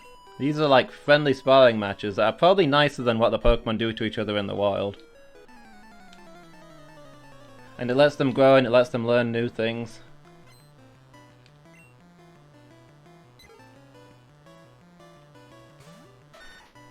Like, it's a different universe. The Pokemon rely on this more than actual animals would do. I absolutely don't endorse real animals fighting. Heck, it creeps me out in games when, like, characters have, like, war dogs and that sort of thing. Or even cavalrymen with horses. Like, don't take an animal on the battlefield. They don't belong there. It's not their war. But I don't think that rule applies to Pokemon. Sound like the arguments used pro-slavery?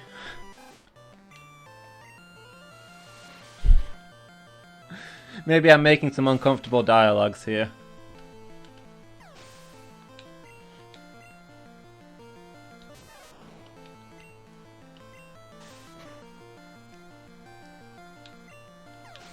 I mean, Pokemon legitimately do learn new moves and evolve through being in battle.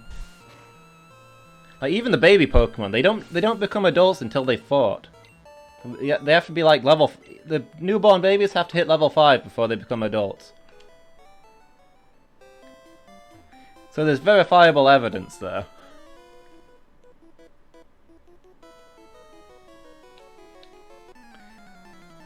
We're trying to provide them a safer version of their wild experience.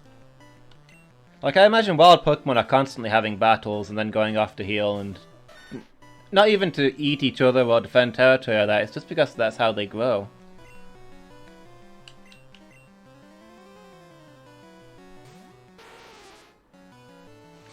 But I don't really know how to defend against this slavery angle that you're providing. We kind of do go out into their homes and abduct them to turn them into trainer Pokemon. Maybe that bit's a bit uncomfortable.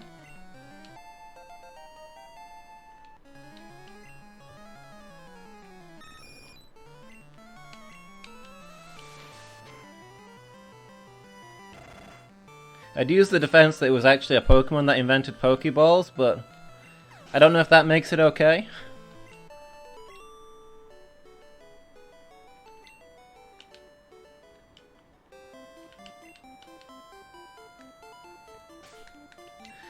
I mean, it's not like no slaves ever became slavers.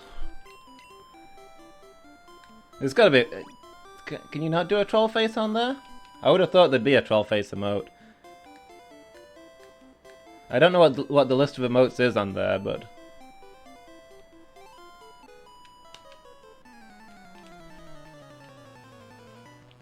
At some point I think I unlocked the ability to add custom emotes just for my chat. If there isn't a natural troll face, I should have added one.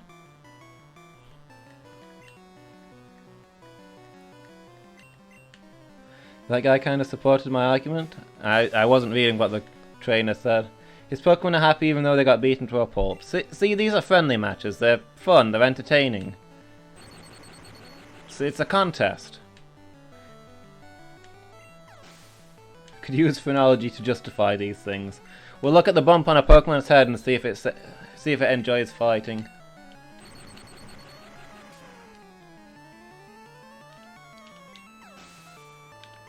See, that's the other thing about the Pokemon games, right?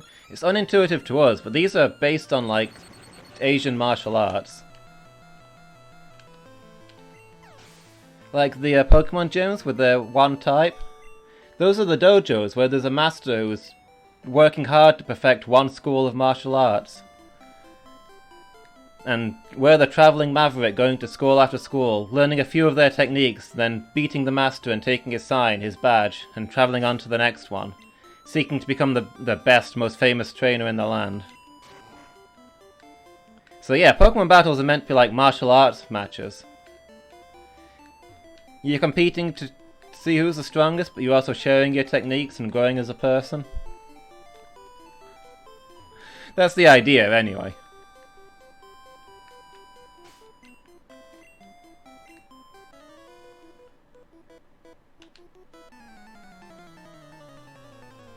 But yeah, once you click onto the martial arts thing, it changes how you look at Pokemon.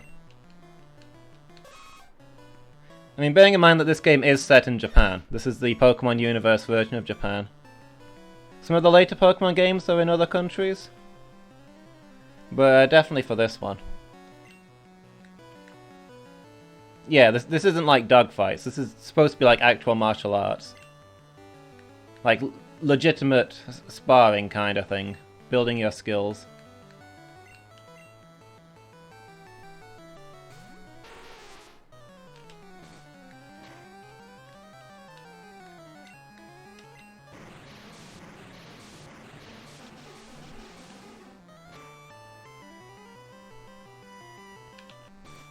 That's why you get money at the end of a fight. Like over on the West, we don't get it. We're like, are you mugging the guy? They can't defend themselves anymore, so you're just walking off with their money. But no, that's meant to be the fight wager, so that the fight matters to you. It's just like it's part of the friendly challenge. You put a little bit of what you have onto it, so that both of you try your best.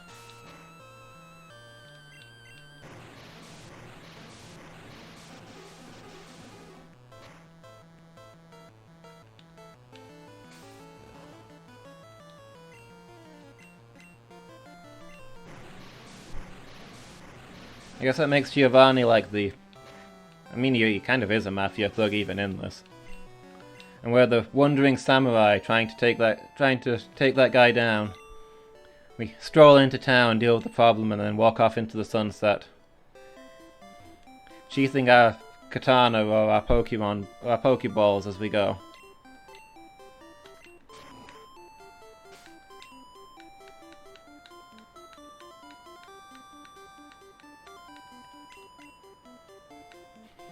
Yeah, see over here, everybody thinks it's supposed to be a mugging. I'm sure in Japan they probably get it. It's one of those concepts that doesn't translate well.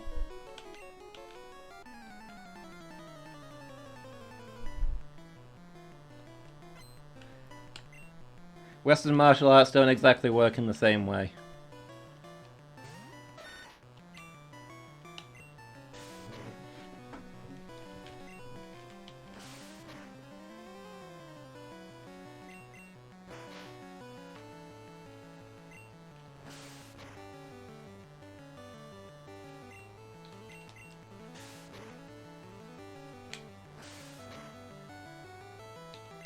Finally, a foe that Rock can take on.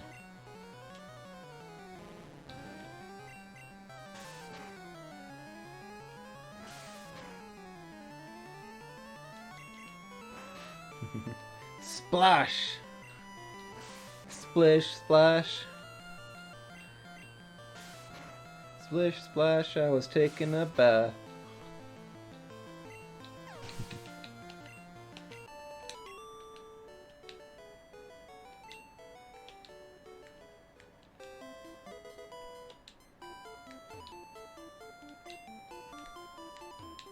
Wow, that tree grew back really quickly. Splashy, splashy, splash, splash.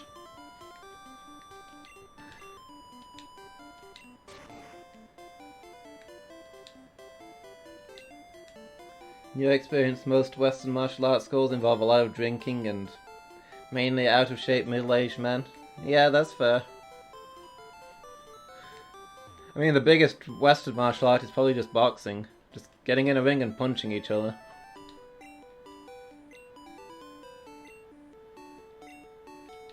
I have no room for it? I probably don't need it, to be fair, but hey. I suppose I can use this iron. Who needs more iron?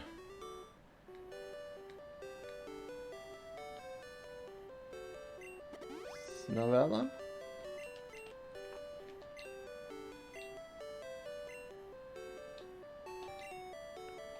Take this and fish, young one. Historical fencing groups?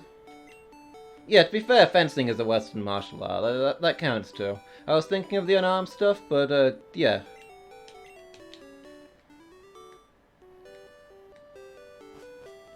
The old German fencing schools. Well, we were talking about actual history stuff, though. So I'd count those in as the Western martial arts.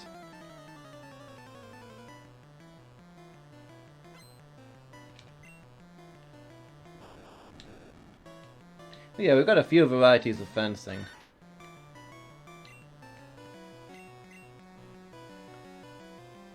The rapier, the saber, the épée. I don't know if I pronounced that right. Is it the épée? The EP? Something like that?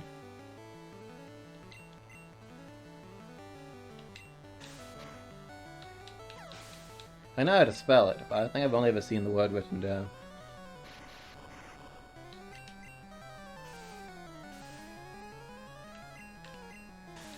Épée. I should have known you'd know the pronunciation. The épée.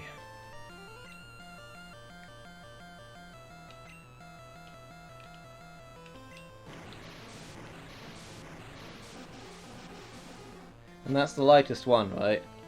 That's the sword that people actually think of when they usually say rapier. Because the rapiers are quite big swords, I believe.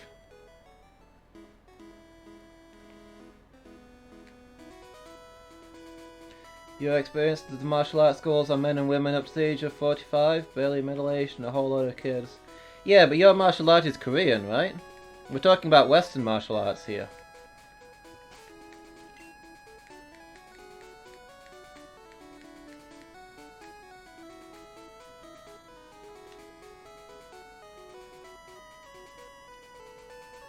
Long sword, back sword, small sword, saber, mensa, sword and buckler, polearm fighting.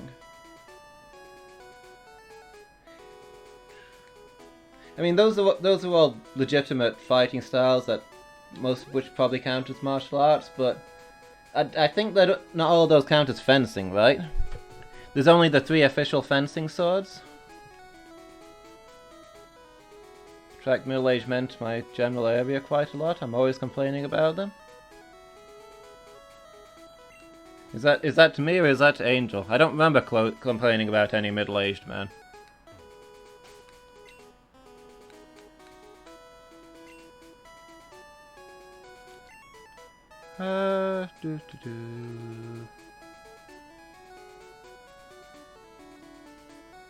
Sports fencing, yes.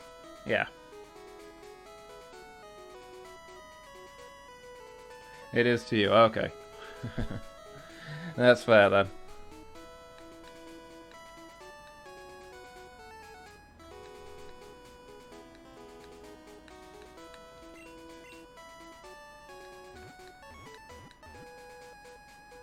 Yeah, I was gonna say, I hear him complaining about old people a lot.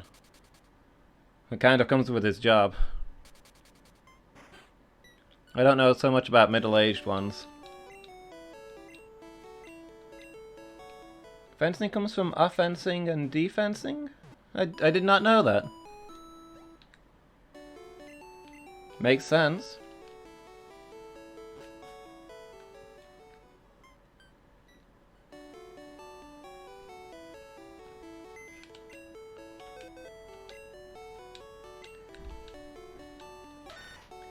You go back in, Rock. Where's Ubermensch? Let's go see if he can punch a Snorlax to death.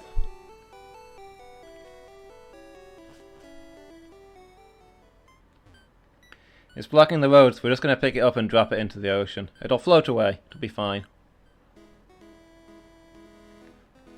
Can Snorlaxes learn surf? Can it just swim away? I don't know if it can. Probably can't.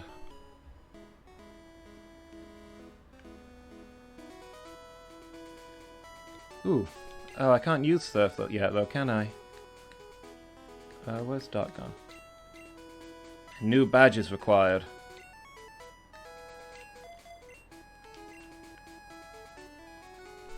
It looks buoyant, doesn't it? It'll probably float away.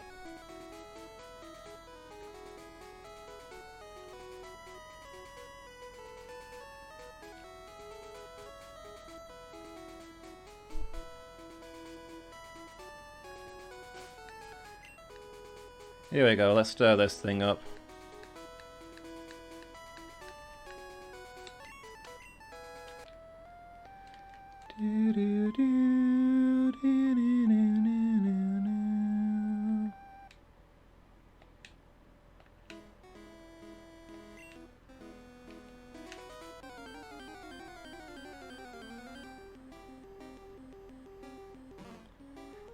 See, I was reading the Pokemon Go description of this the other day, and it was talking about how Snorlaxes are a really laid-back and friendly Pokemon, and children often play on its belly. Like, I just played a flute near this thing, and it's come at me in a murderous rage. I don't want my kids near this thing.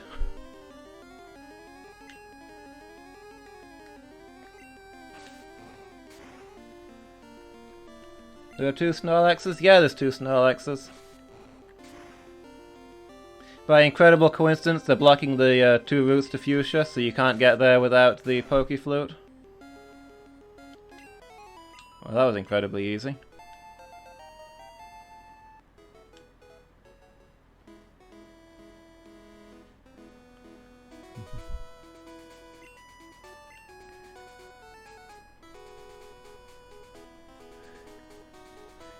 Snorlax, return to the mountains.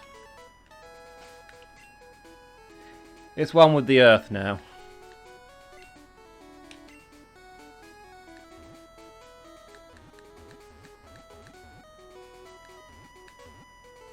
Back to Fuchsia, I guess.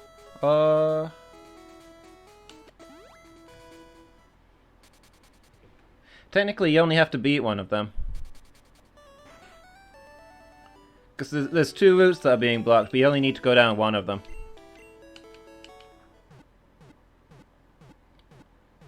Basically, the only reason to do the fishing route and the bird maze is if you want the extra levels.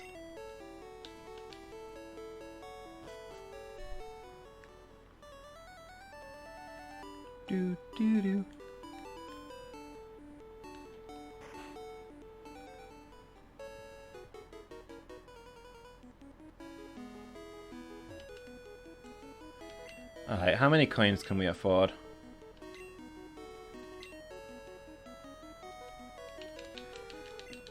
Okay, I'm just gonna spend all of this. It's what, 4,600 for Dratini?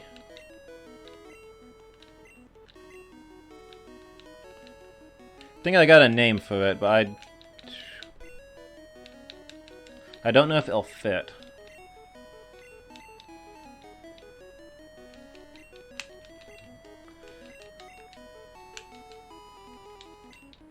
Yeah, this isn't gonna be nearly enough. Maybe after we do the gym.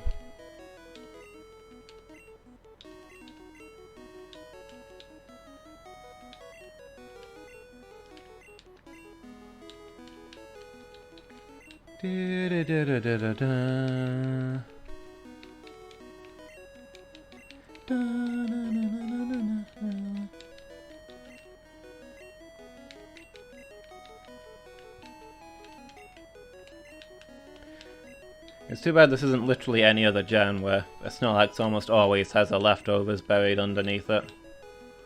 It's basically the best item in the game. But such a thing does not exist yet.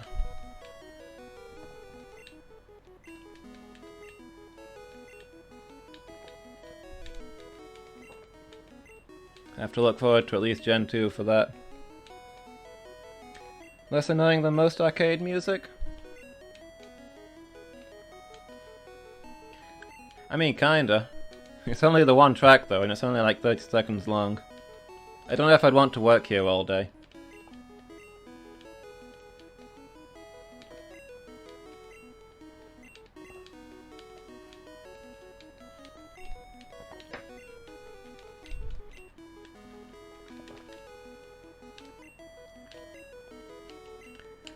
Well, there goes all my money. We're getting close though.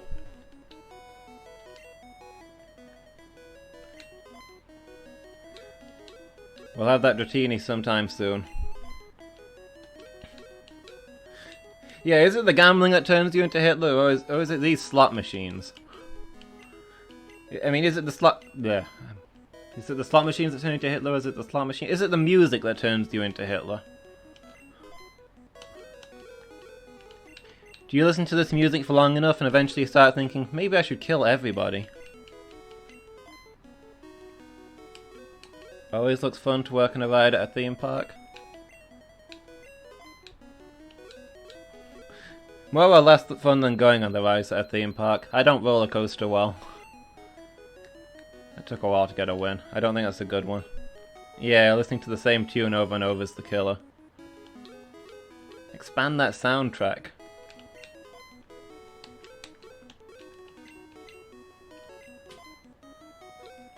I can't remember the last time I went to an actual theme park though. I don't even remember really any music for them. Not like outside music, there's usually a lot of the rides have a tune.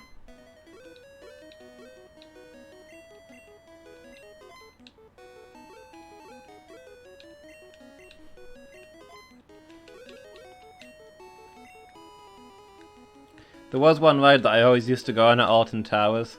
It was obviously designed for like 2-year-olds, but it just had the catchiest music. So I went on it at least once every time I visited. Eventually they closed it down, which made me sad, but didn't really surprise me considering that I never once saw another person go on that ride. There was never a queue or anything, it was literally just me. I went on that ride like once a year until I was like 18, 20. And I was probably the only person who ever did it. Not Squirrel Nut? Nah, it's not Squirrel Nutty. But it was like a little boat ride. You just rode this boat through all these different rooms, and there were like singing teddy bears and things. And there was a Sonic the Hedgehog room with all different things going on in there.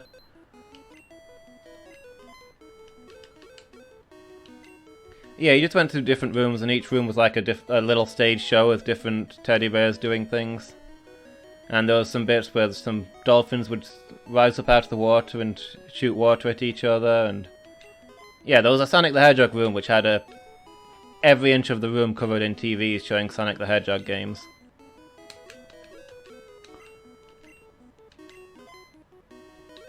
I'm super sad they closed down that ride. There's an entire Sonic ride now? I did not know that. I know they have a Sonic room in the hotel.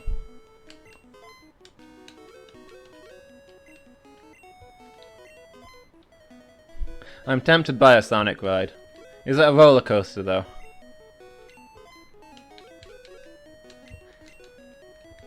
I'm really bad at heights, so roller coasters are not good for me. I'm just losing money here. Losing money, casino is functioning normally.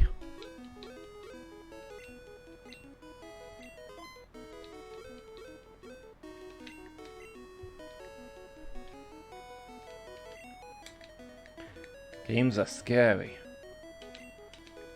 Suppose Voldemort would know a thing or two about fear. It's called Sonic Spinball. You get bounced around a lot as if you were a pinball in a pinball machine. I mean, Sonic Spinball is the name of an actual Sonic game, so... Goes quite high and spins around a lot. Yeah, probably not great for me. It's cool, though. I'm trying to imagine how that works, just bouncing around inside a pinball machine. I'm imagining people inside like a giant hamster ball, and somebody's at the bottom doing the flippers, but that's probably not how it works. People would probably die doing that.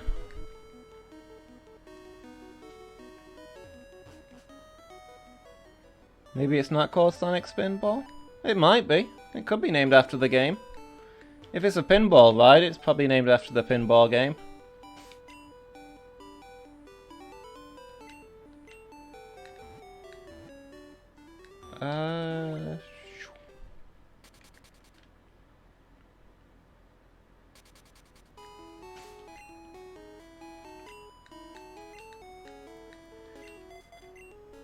We need to go beat Koga in a minute, but I'm thinking that Wolfbird might be good against Koga's bug types, but probably needs a few more levels. And there is the old fighting gym here.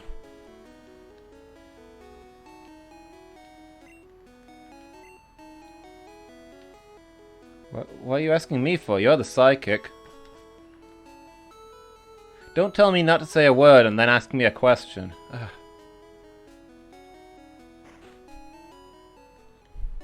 You like to hustle for prizes at the shooting galleries? I feel like those are not designed for people who actually know how to use a gun.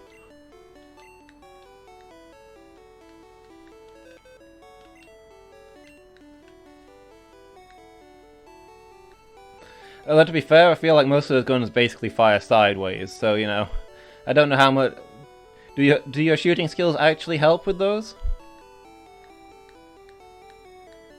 What can I deposit? These TMs?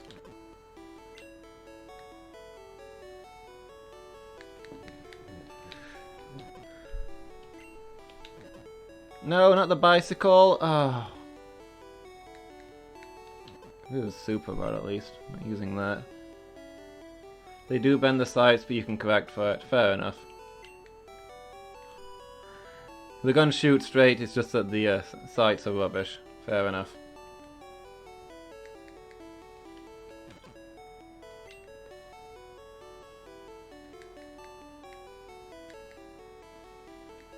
Alright, where did that bicycle go? I need that.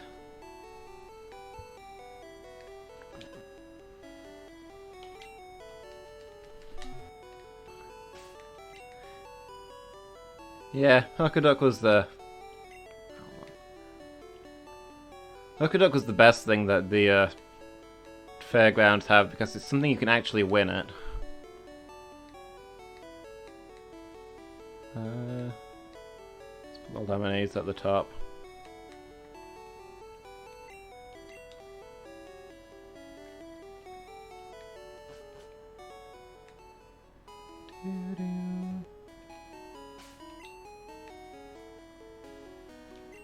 I still need to sell that revive.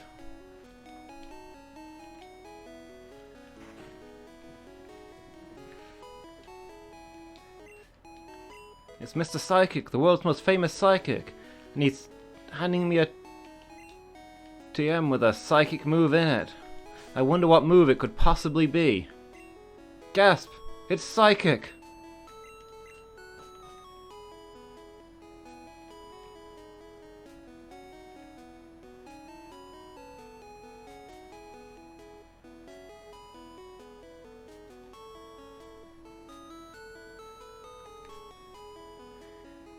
See, in earlier games it didn't make sense that you walk in and he's like, I know what you came here for. It's the psychic TM. Because you didn't, you just blundered into the house because the door was open. But somehow it retroactively began to make sense in that I did specifically go and see him because I wanted the psychic TM. So he actually did know why I came. Oh, there's the mart. I thought it was on the left hand side.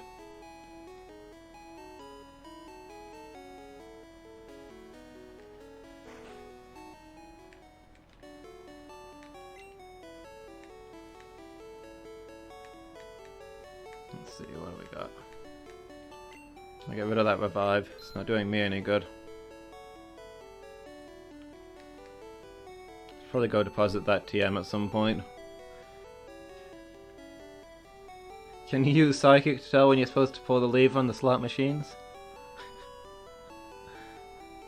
I wish, but I imagine they probably thought of that.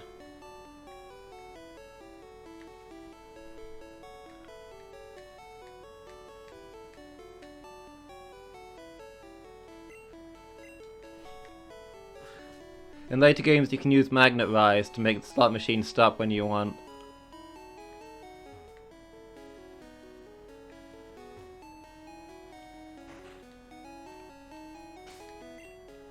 Okay, let's see, we've got Wolfbird up front. We've got Snarellen and Dark, both good against fighting types. Not 100% sure what levels they'll be here. I guess we'll step in there and have a look. Hoo-ha!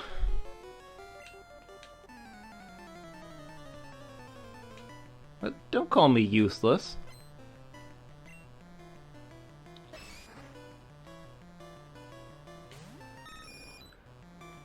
This is my chop.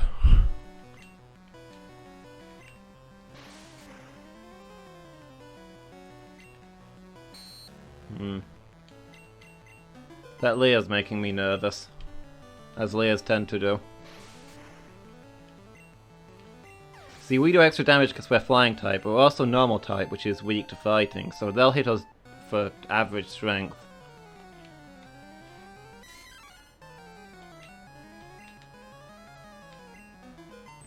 So if our defense gets down too much, we could be in trouble.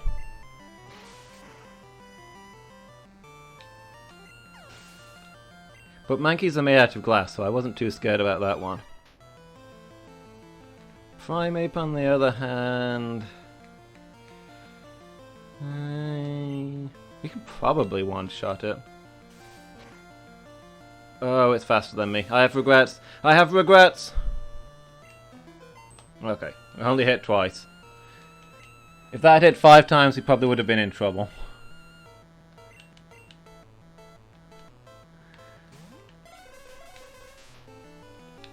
Let's get Snarellen out there. Make him dissolve. Probably should have switched Duck in, actually. I need more XP that way. Snarellen and Lady Squeak. Neither of them are exactly underleveled.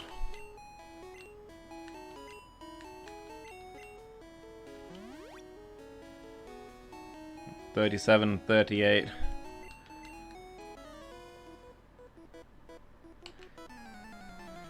Strongest things worth throwing around. Yeah, not much is getting up from Snarellen's Psychic at this point in the game. Level 32, this one's stronger than the last one. I want to play this safe.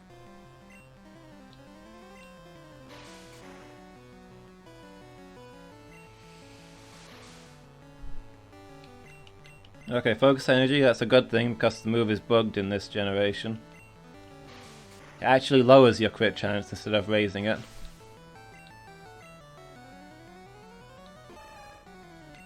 This is my choke. Stop leering at me. It's making me really uncomfortable. Look at these guys, they do nothing but leer.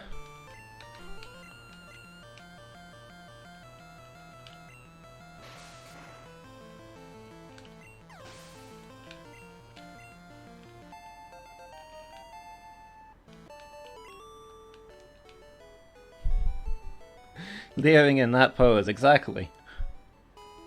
I need an adult. Nothing tough frightens me. I'm scared of several cute and weak things, though. You don't have anything cute and weak, do you? Okay, okay, this is spooky time. Welcome to Spooktown. I'm not even gonna go to Doc for this one.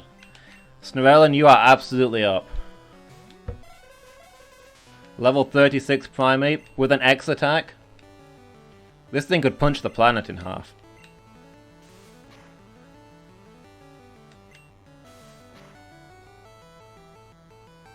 Okay, it wasn't using a fighting move.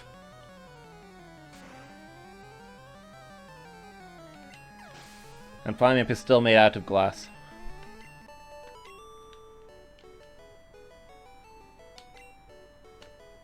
Stubbed fingers. Hurrah! Take your shoes off!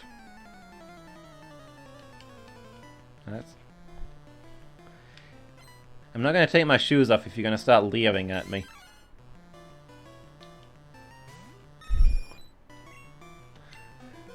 Proud of your namesake. Snorelon's doing good work.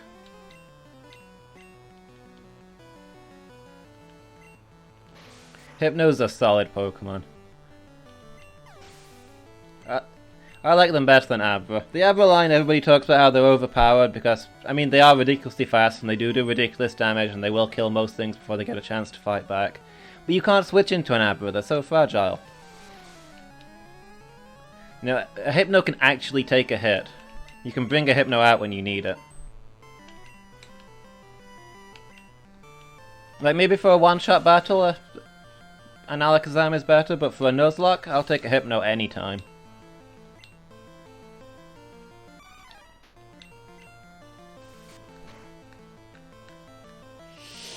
Ooh.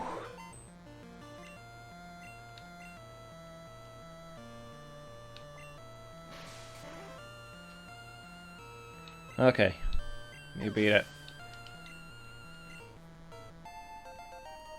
Yeah, Primape's hit like a truck.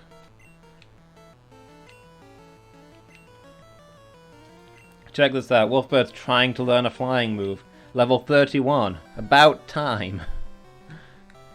Yeah, I'll get rid of Gust.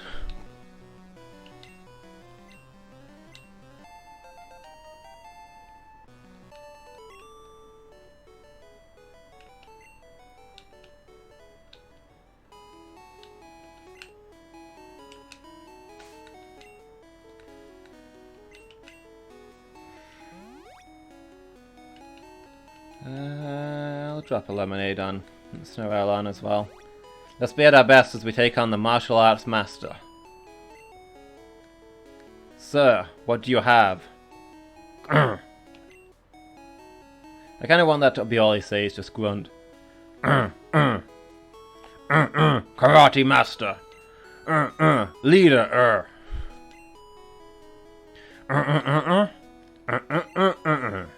Fwa!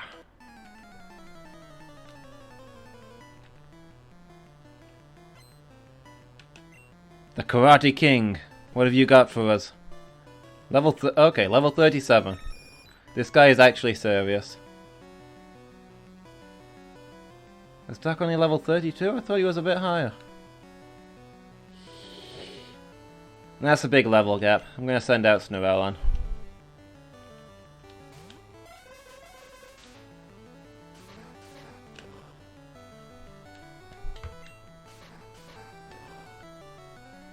We need to get Duck some training, get him back into the fight.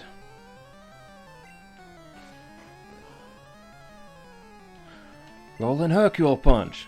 Dynamite Kick.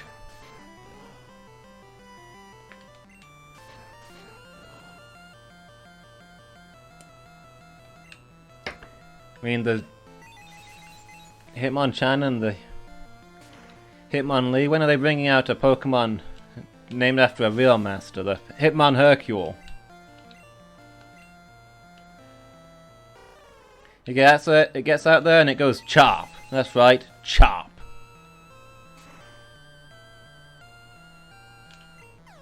Well, that was short.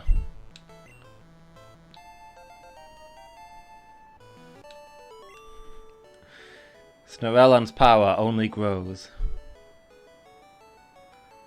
Pa! Ah!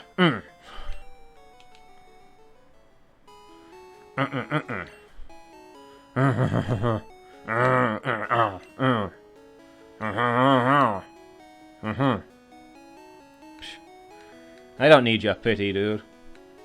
Not even a real gym. Also, I'm kind of doing a type lock and I've got my fighting type. Appreciate the offer, though. Alright, let's get the heck out of here. I doubt we made enough money in that. It's probably gonna have to be after Koga's gym we'll get ourselves a dragon. It's not like we need the dragon for Koga's gym, I suppose. I'd just like to do it tonight.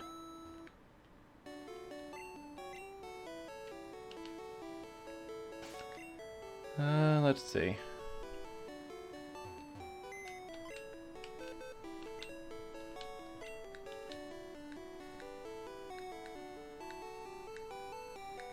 we deposit Ubermensch, who have we got that might be good in Koga's gym?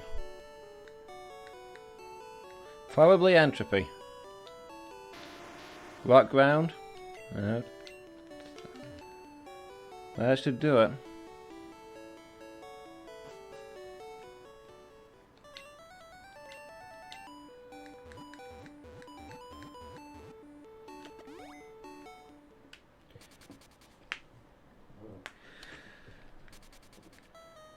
Alright, Koga. Let's see what you've got.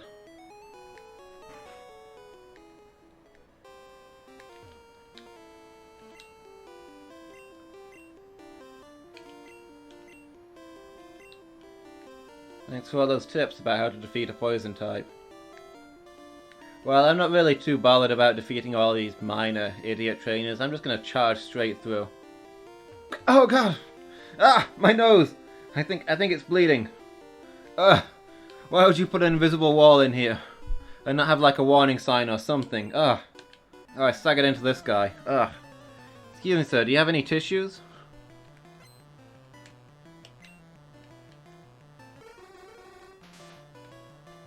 Got a drowsy? Is that a poison type? What do I use here, actually? This is a Gen 1 when psychic types had no weaknesses.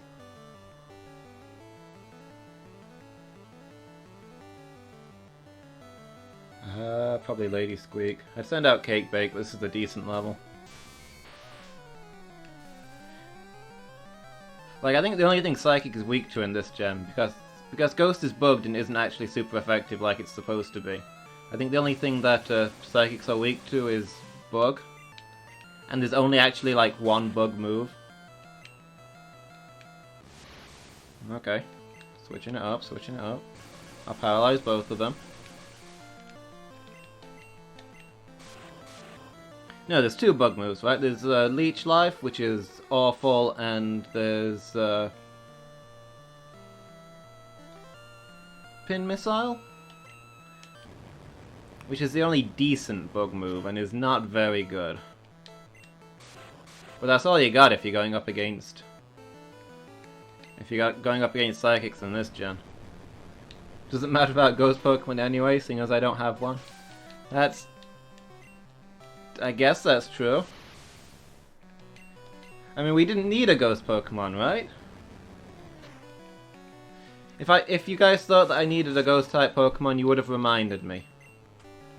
Back when I didn't catch one. I don't have a bug either, that's true. I didn't catch that Butterfree, so I didn't get a bug there. And Paris was half bug, but Paris died. Now that you mention it, I'm really bad for this gym. Messed up the ghost, messed up the bug. Really bad for these psychics. Mind you, to be fair, this is the poison gem, not the psychic gem. This guy may have had some psychics, but there's probably not going to be more of those, right?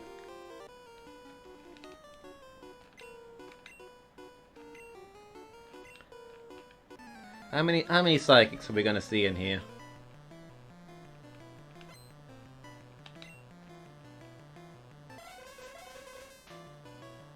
Oh no.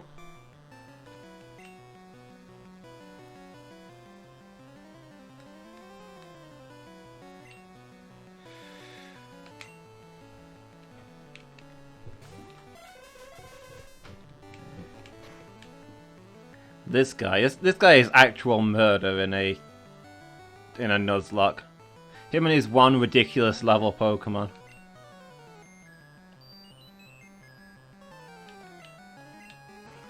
It's a Hypno versus Hypno battle. You don't want to sleep through this one, folks.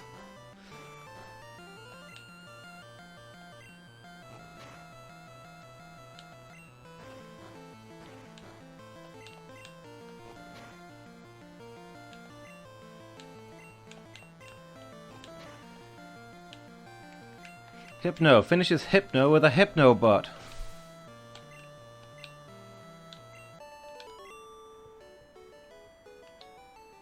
What? Extraordinary.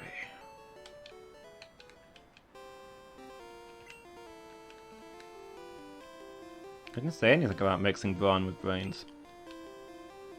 I just copied exactly what you did and sent out a Hypno. I guess technically a headbutt is the way that you would mix brawn with brains. I guess I can give you that one. I wanted to become a ninja. So I dwell in the shadows.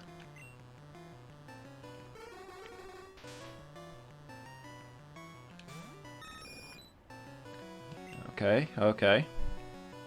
Bird guy, not quite seen a poison type yet. So far it's just been psychics.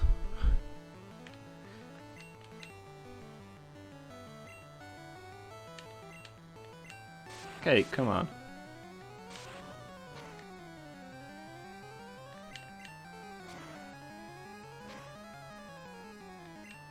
Wow, that was a critical.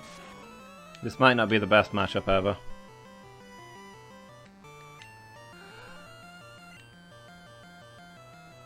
We're only leveling up the same Pokemon more now. Looks like the aliens meme guy.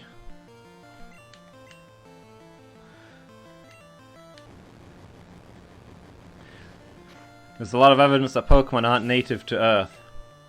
How did they get here? Well, I'm not saying it was aliens. But it was aliens.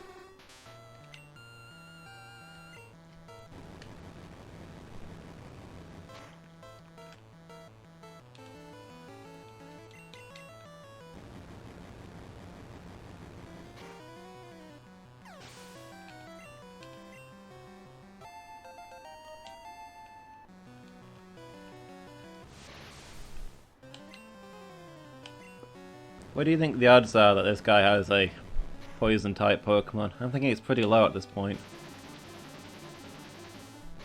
At least Drowsy's learned Poison Gas. What does a Kadabra have to do with a Poison Gym?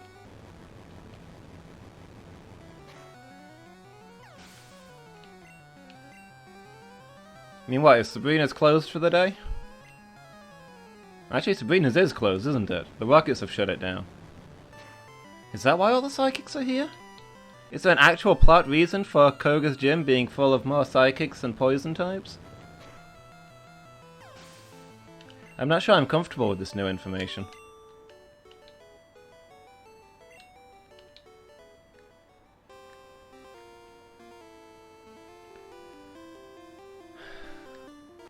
What have you got? The Way of the Ninja. A long history of using animals. What's an animal? I just use Pokemon.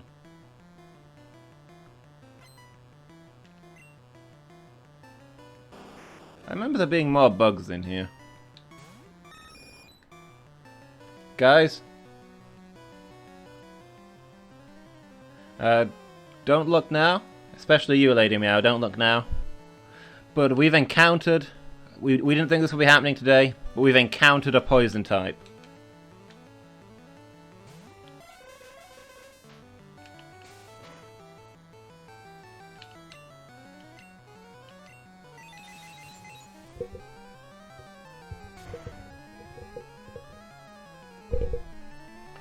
I like the patterns on its chest, the two eyes and the gaping mouth. Look at that, that's a fun pattern. Let's stare at that in detail for a moment. I can imagine a Pokemon where that's just its face. A mental image of that snake in London the other day. Snake in London? Oh, wait, yeah, I saw that on the news.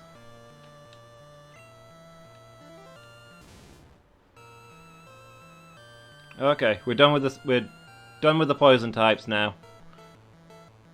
That was the last poison type. We've now moved on to the ground type section of the poison gym. Sandslash does at least learn poison sting, I guess. There was a snake in London, apart from Theresa May. Ooh, shots fired. Yeah, briefly saw it in the news. It was eating pigeons in the middle of the street. presumably somebody's pet that escaped, because I don't think any native snakes in Britain could take on a pigeon in a fight.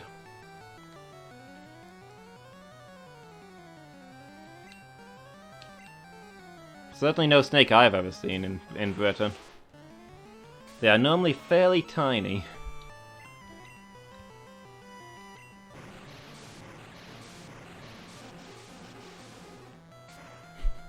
The snake or Theresa May? If Theresa May has been eating pigeons in London, then the news hasn't reported on it. Typical biased modern media, am I right?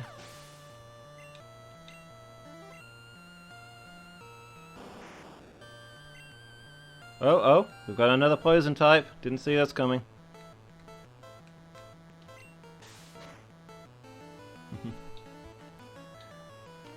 Alright, Angel, thanks for stopping by. Hopefully I'll see you tomorrow. The wildcard stream.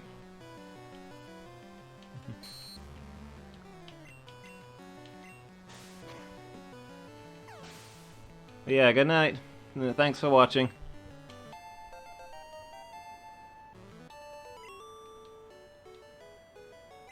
Oh, woo! Okay.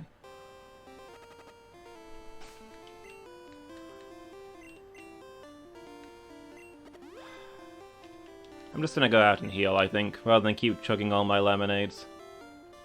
We are not far into this gym. It's a straight line to the exit.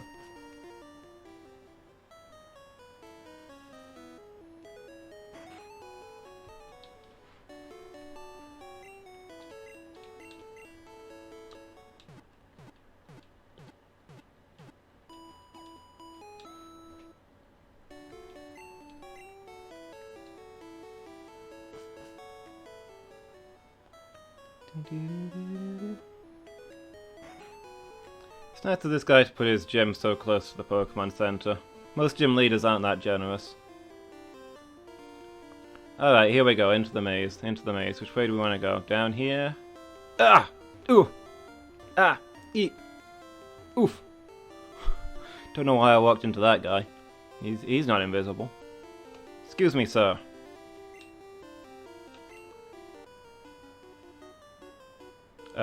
Apes, I think.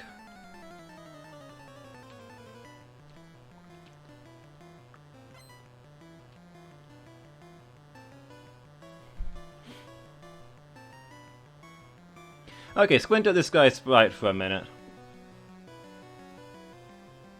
Does he have a bare chest underneath his, like, cape ruff thing? Or does he have a pointy beard? What is going on there? Is it just a ruff in his suit? Does he have, like, a fancy thing in his outfit? Or is that a jagged beard sticking down? What do you guys think? Analyze this sprite for me.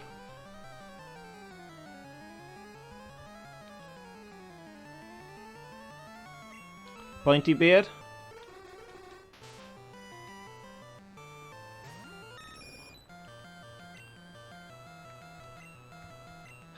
Again with the psychics. Why? What is your problem? Can I send... No, Cake's not going to handle it.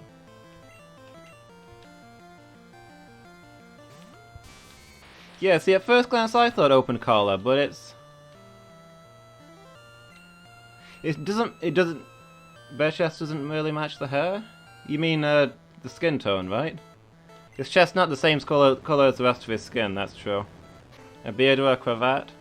It could be part of the outfit, but I'm looking at it now. Well, not now, but... I've always assumed it was part of his outfit, but I was just squinting at it then and I thought, that's a beard, isn't it? He's got a pointy beard. He's had a pointy beard all along and I've never known.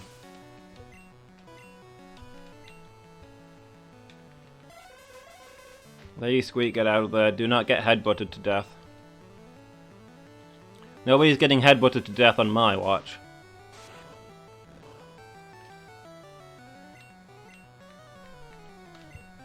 At least nobody on my team is getting headbutted to death on my watch. Headbutt fight! There should be a special event if both Pokemon use Headbutt, where their heads just crash together.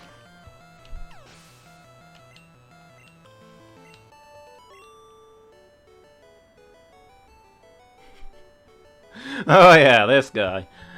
Second most famous Pokemon trainer after the Shorts kid. The starter of memes.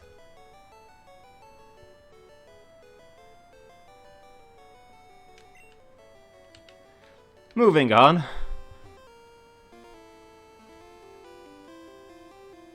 Ah! Oof. Stop it! Ah! Why would you make this place? Excuse me, sir. I need medical assistance. Is there a first aid kit in the house? Your invisible walls have me bleeding. The color doesn't match his hair, but it's close, right? The beard's like a little bit darker.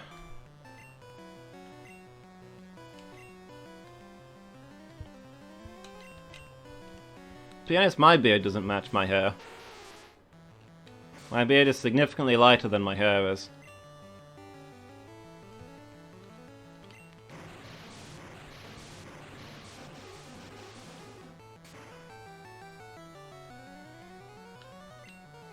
I got myself dark brown hair and kind of a ginger beard.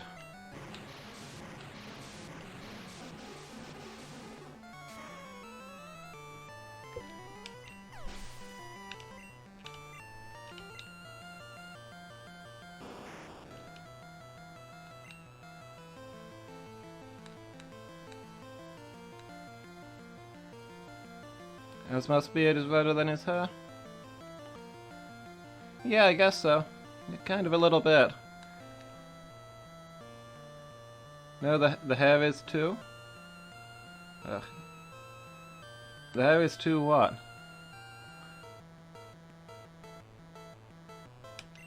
Hold on, let me clear this out of the way so you can finish the finish your sentence.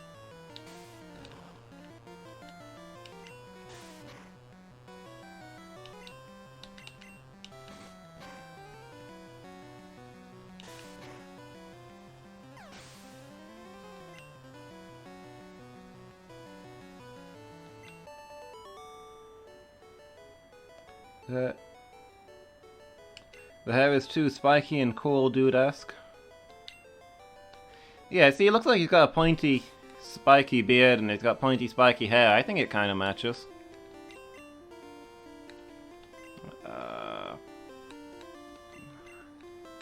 Actually, are there any guys? It's just Koga, right? I'm gonna go heal. I'll get the full heal and then I'll come back in and we'll take on that guy. Beard chest for a slick, suave sort of personality? Maybe. These are jugglers. They're men of entertainment. As a man of entertainment myself, and I can attest to how stylish and carefully honed that you want to look.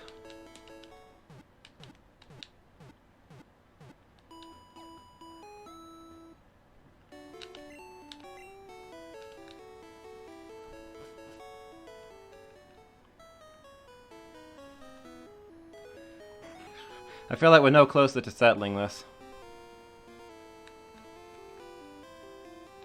We've already beaten all of the jugglers and we've not yet worked out whether they have pointy beards or not. We solved the gambler problem, we figured out what they were doing with their hands. But the jugglers are beyond us. Alright, who are we leading with here? What is this guy actually gonna have? Let's put Doc up front.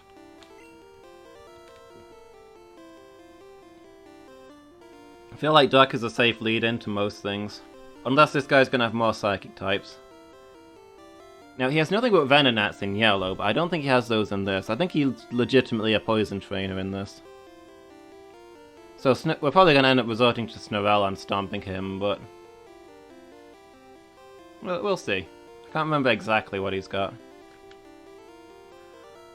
Fwahahaha! A mere child like you dares to challenge me? Very well. I shall show you true terror. as a ninja master. You shall feel the despair of poison and sleep techniques.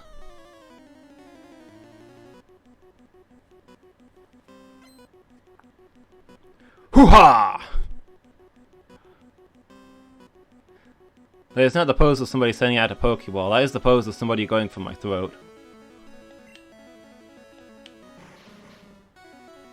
Coughing! Okay, it's a decent level, Still, maybe we can get a steal a march on him. Let's try an Ice Beam. X attack, I don't like that. If this thing's gonna explode. Okay. One more hit and we've got this, right? You have silver in your hair and white in your beard? Okay. See, lots of people have slightly different beard and hair color, right?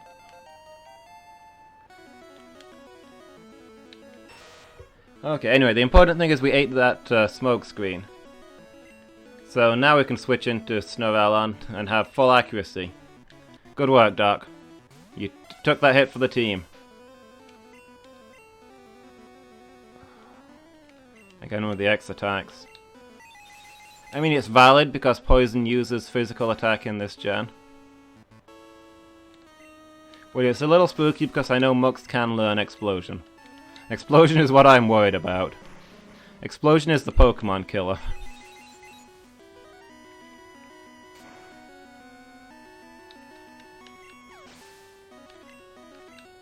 Okay, I think we've got him on the ropes now. He's weak to our most ridiculously overpowered Pokemon. Although 43...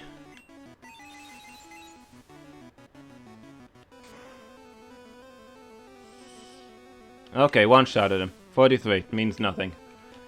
Snorelon don't care. You have proven your worth. Here, take the Soul Badge. Now that you have the Soul Badge, the defense of your Pokemon increases. It also lets you use Surf outside of battle. Ah, take this too! TM06 contains Toxic. It is a secret technique over 400 years in the making.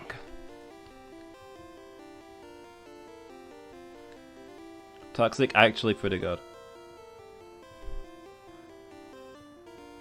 The only poison worth inflicting.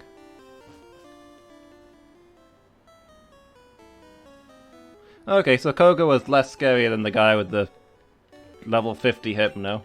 Or whatever he had. As it goes in a Nuzlocke.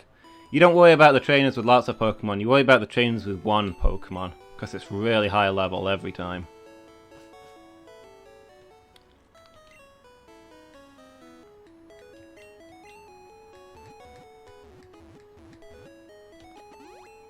Okay, off to Celadon City.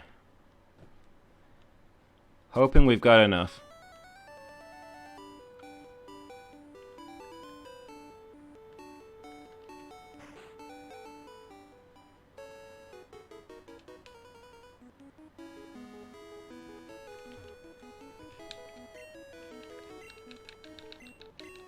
That's gotta be enough, right? Let's see, it should cost us what? 12,000?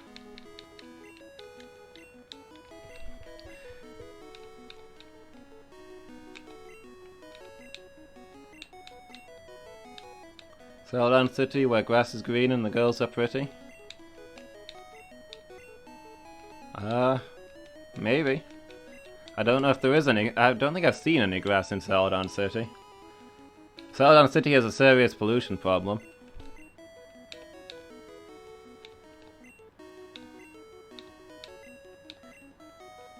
Actually, no. Celadon City has the grass gym, doesn't it?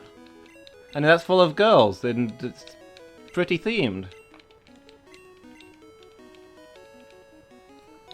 So yeah, absolutely valid. Celadon City, where the grass is green and the girls are pretty.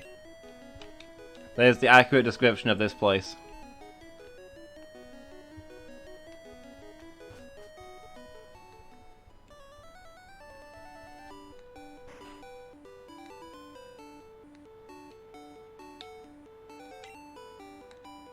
There we go, we got enough.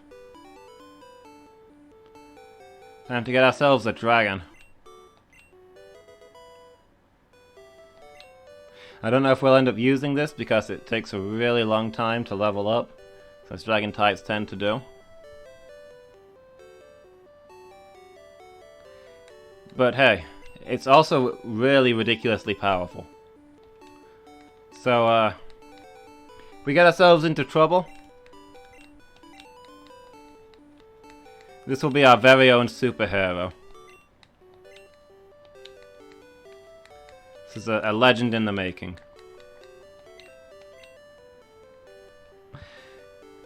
Superhero Squad, Justice Red. Justice Red was sent to the Pokémon box. That'll be our ace. Dratini needs a lot of work to raise, but there's basically no situation where a dragon type isn't good.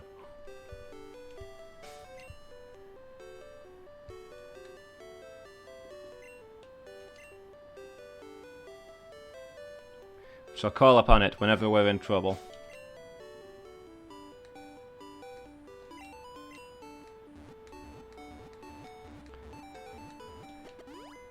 Okay, where to next? I got one place I want to stop off on, because there's a item I saw which I think is a decent TM. Now that we have Surf, I can pick it up. It's along here somewhere?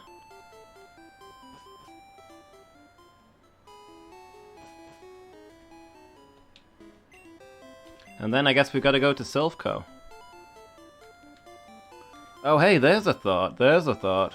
Silphco has the Lapras, right? That's an ice type.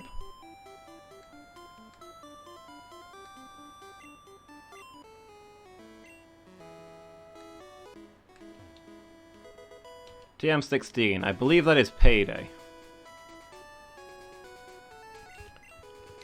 It is. Probably not going to use it now, but it's a good thing to hold on to. Because Payday gives you money each time you use it. And bearing in mind that in this game you can only fight each trainer once, there's a limited amount of money in the whole game until you get to the Elite Four. So being able to use Payday to get infinite money is potentially very useful. So if we get ourselves into a tight spot money-wise, we've got ourselves a contingency. But yeah, I've got a call for you guys to make. Which would you rather we got? A Cloyster for our water as a water ice type, that'll be our ice type slot, or a Lapras, again, water ice.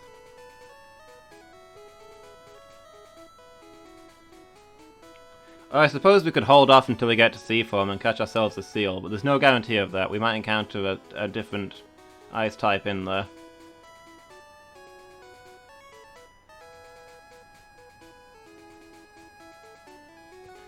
Cloyster versus Lapras is the main pick. What do you guys think?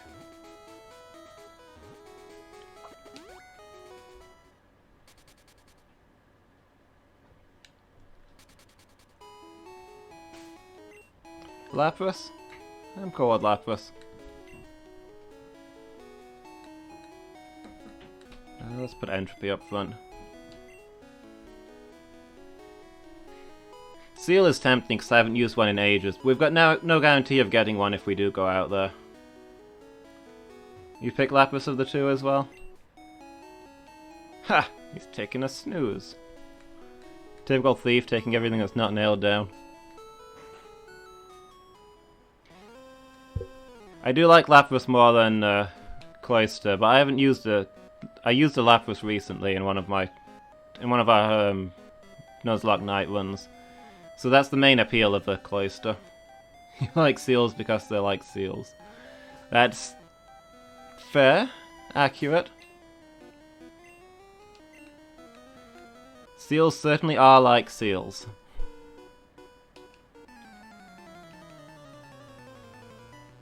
Seals used to be your favorite animal?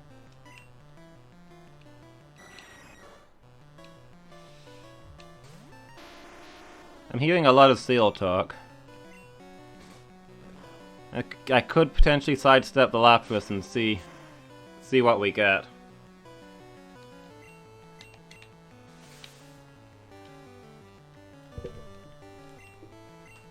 I think the two ice types that you can catch in the wild are the cloister and the seal. So I think we'd have a 50-50 chance of getting a seal if we went to Seafoam.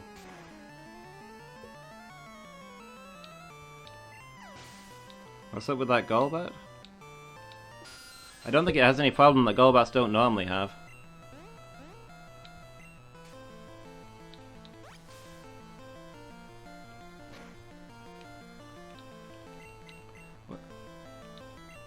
Is its mouth bigger than its body? Because that's quite normal. Did a project on seals in year 5? That's cool.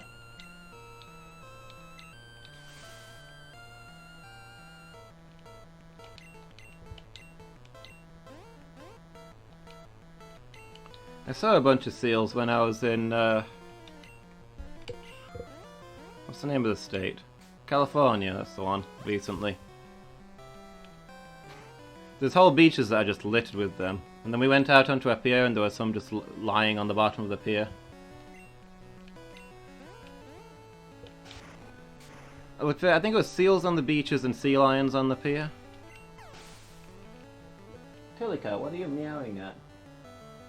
Oh, I know. My family's gone to bed and she's got no company. She grumbles about that. It's cool, I'll go and entertain her in 15 minutes.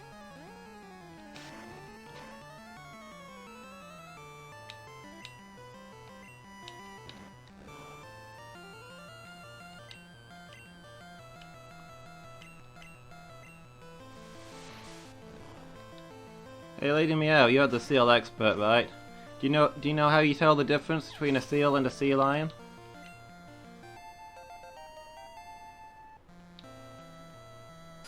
I'm hoping you do, because I'm going to have to explain it if you don't, and I might get it the wrong way around, because I'm not an expert on seals and sea lions.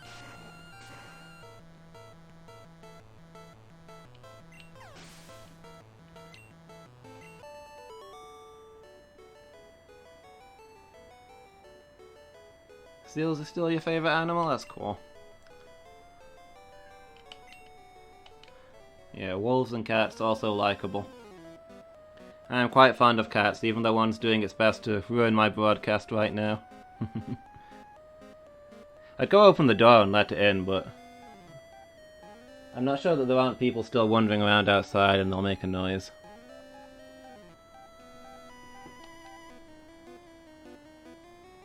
You used to be able to. My understanding is that it's to do with the ears. Let her in? Okay, I'll go open the door and see if she'll come in. Give me a moment.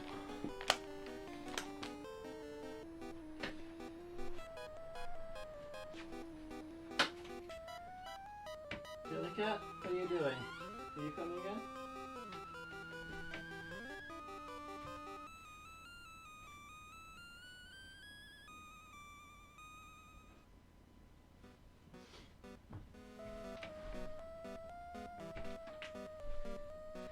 Not a chance. I opened the door and she fled downstairs. Ugh. We'll see if she comes back.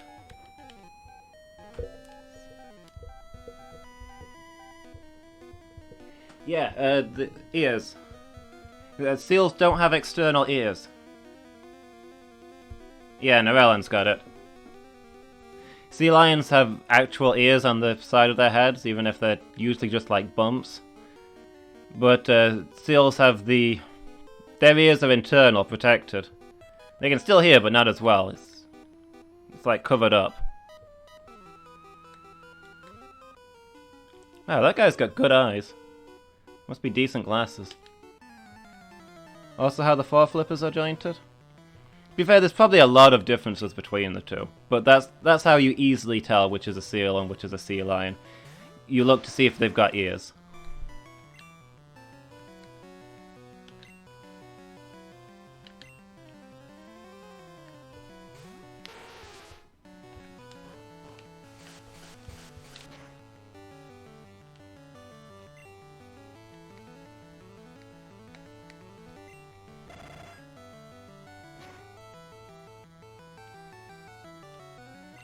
Seals gave her doctor an idea that saved your sister's life when she was a baby?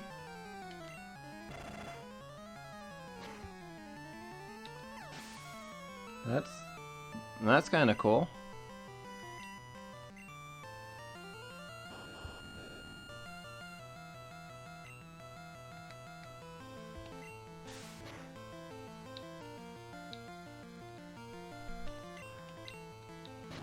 Oh boy, oh boy, oh no, oh boy, oh boy, oh no, oh no, oh no, oh no.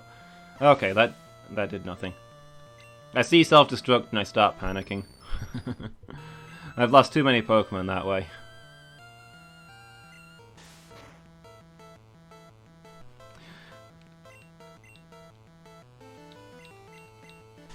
Inspire the doctor, or a seal told them. A little seal told me that this medicine might help. I feel like that might not be the most reliable doctor. I need to find more lemonade.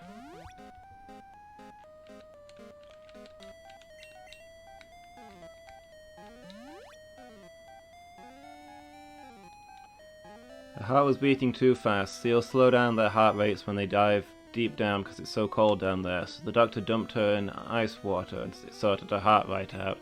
That is cool. That's great. Go Seals.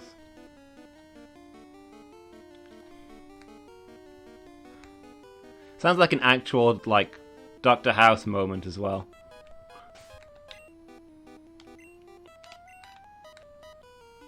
Like, House! The patient's heart is beating too fast. You've got to stop hanging around in the zoo, looking at animals and treat them. And he's like, wait a minute. Seals slow their hearts down when they dive deep because it's so cold. Put the patient in ice water.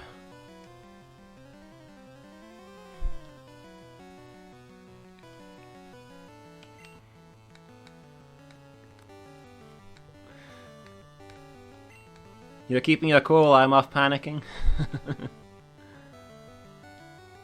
Exactly, you're keeping your cool, you're using your cool to keep your heart rate down. I lost my cool.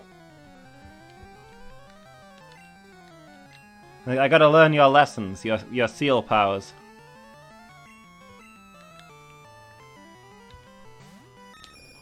You feel guilty for being flippant about flippers?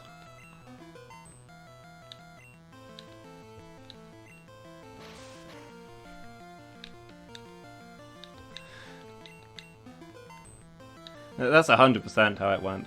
I don't care about what reality has to say to the contrary. It was absolutely a Dr. House thing. That was exact dialogue.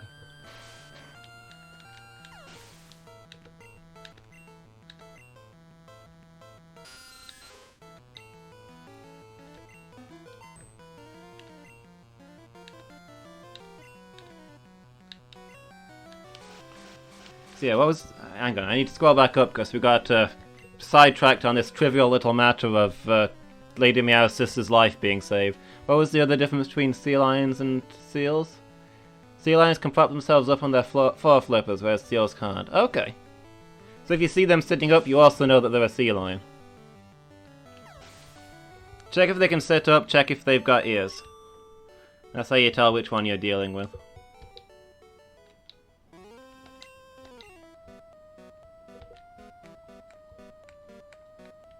Still easier than telling crocs and alligators apart.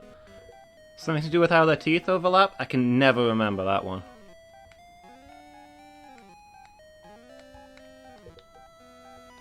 Needs a card key. Okay. We'll do a floor-by-floor clearing.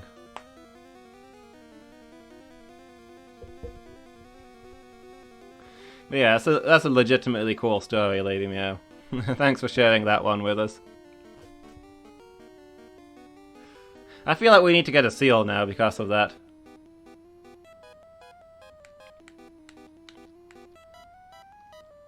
That might be the one where you got snouts from. I think maybe it's when a crocodile closes its mouth, you can see both the top teeth and the lower teeth hanging over the jaw, but with the alligators, it's only the bottom teeth.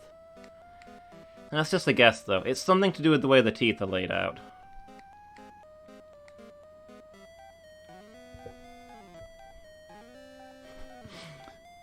Easiest way to tell alligators and crocodiles apart, one sees you later, the other in a while. That's true, but you've got to wait around to see which one that is, you know? That's the only downside to that incredibly convenient diagnostic.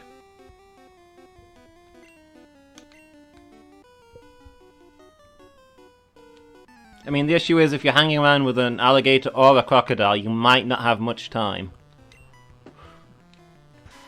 It's important that you diagnose what's about to eat you immediately.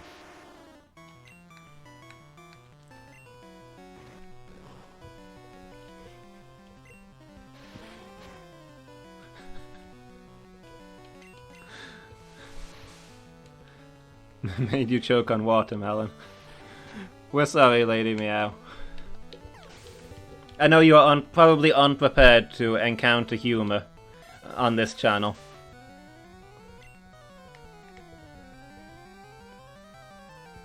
It's not our usual field.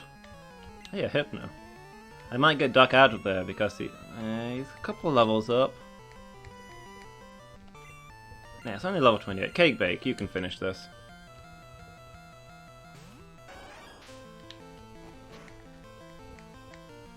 Gravelers do not have very good special defense, and Hypnos have very good special attacks, so we'll rotate this one around. Is it important to know which one's about to eat you? Is it not just more important to get out of there? Yeah. I mean, there are certain advantages to just running for it. I'll give you that one. Where did that Pokeflute go? Why is it always a mess in this inventory? Someone needs to clean this place up.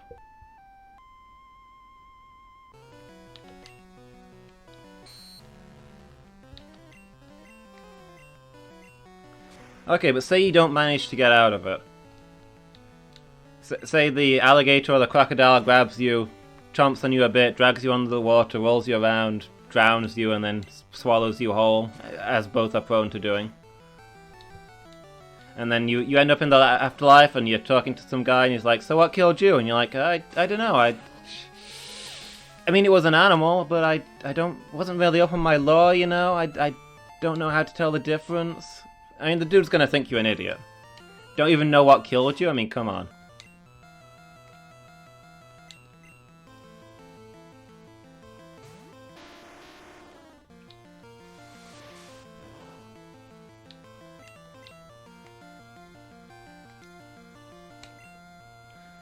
A crocodilian killed me.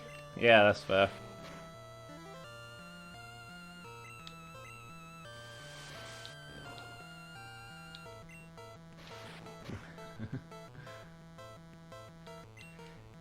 But he might just follow up with, oh yeah, what kind?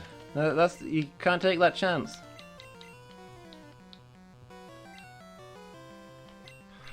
Just use tackle. It might actually hit.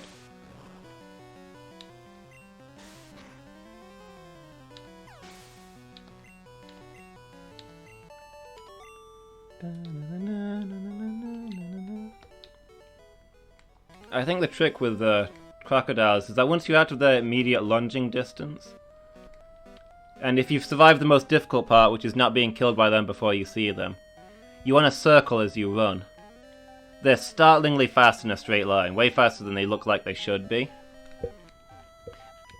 But they don't take corners very well on land. They're long and thin and they've got a lot of weight to shift around.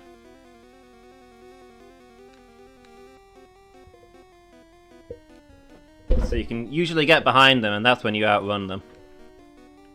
Also works on Komodo dragons, another creature that might just swallow you whole.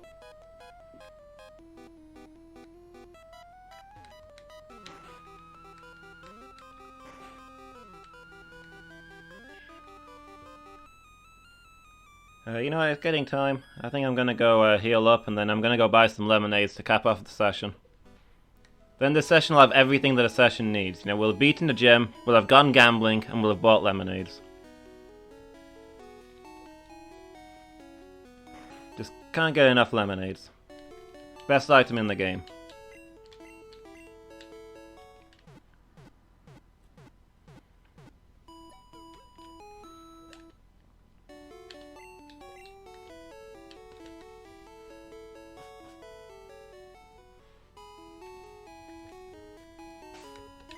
So humans have good stamina, so once you've thrown them off by getting at a bad angle, you've got yourself a bit of a lead by cornering faster than them, you can probably just set a steady jog and, like, they're gonna get tired before you do if you're in anything close to decent shape.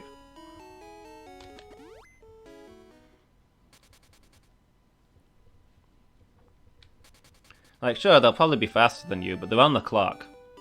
You'll run further and longer than they will. Particularly a croc, which isn't going to want to get that far from the water. Used to be tons of types of crocodilians, fewer now. Yeah. Still quite a few different varieties though, other than the famous ones.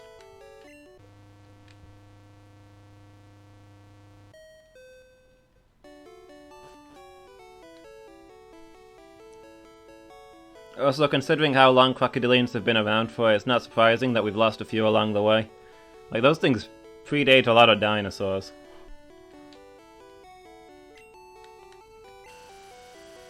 They're living dinosaurs. Yeah, I mean, look at them. They're obviously dinosaurs. They're just... There's not even any fancy words to throw around that. Crocodiles are just straight up dinosaurs that have survived.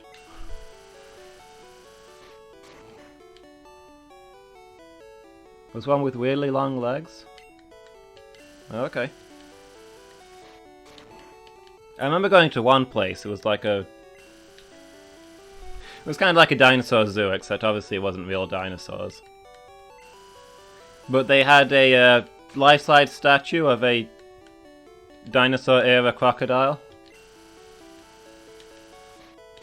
And because there's less oxygen in the atmosphere now, and also there's less big prey and that, and so on. The modern crocodiles are a couple of meters long. Those have a serious case of dwarfism.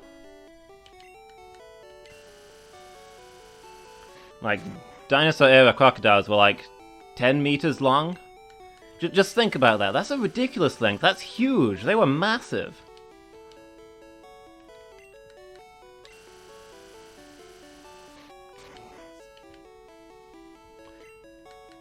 That's a creature that can have your head in your living room, have its body going across the road, and be beating up somebody with its tail in the house across the street.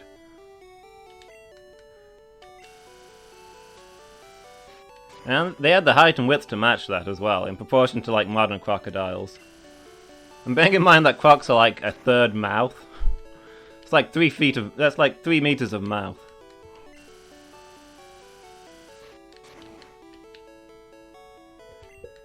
That could swallow several people whole at the same time. Would not want to encounter one of those.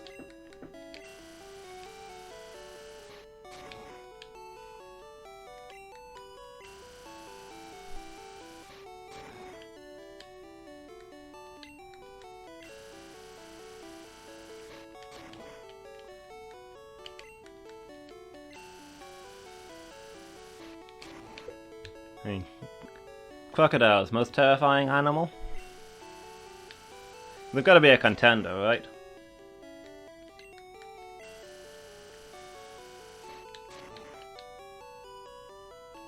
Why did the dinosaurs die out? Because of crocodiles. You could open a dinosaur zoo and it could be an aviary. Kinda, it wouldn't be far off. I guess it was more like a dinosaur park thing. But they had like tons and tons of statues of different dinosaurs. Like fake exhibits, that kind of thing. Some big volcanoes and tar pits and weird stuff. It's a long time ago when I saw that. The main thing I remember is just the ridiculous life-sized dinosaur croc statue.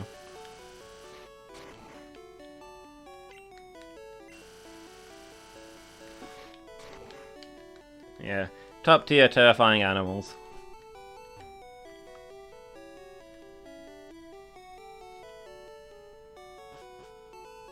Anyway, we spent every penny on lemonade. Hopefully that'll last us for a while, because been running short a few times. Playing Crystal, what should your nemesis be called? Lean towards Ron because of the red hair, but you don't want to think of Ron every time you play the game. He is kind of a sneaky, unpleasant type who ambushes you in bad situations and hassles you. Like other rivals tend to get you when you're in good shape, he waits at the end of dungeons to ambush you. He's kind of sneaky, unpleasant, cruel. I don't know, Ron Weasley's definitely a solid suggestion. Okay, what TMs am I carting around? Toxic and Payday. I probably want to deposit those for later. Who would I teach Toxic to? Just about everybody can learn it, you see. I'm going to teach it to somebody tough and durable. Maybe Hypno? Maybe Entropy? Hold off on that one. See, Toxic works like poison, except it gets stronger every turn. So you want to use it for those long fights. John Evil is too many characters. How many characters does it give you? Is it 8?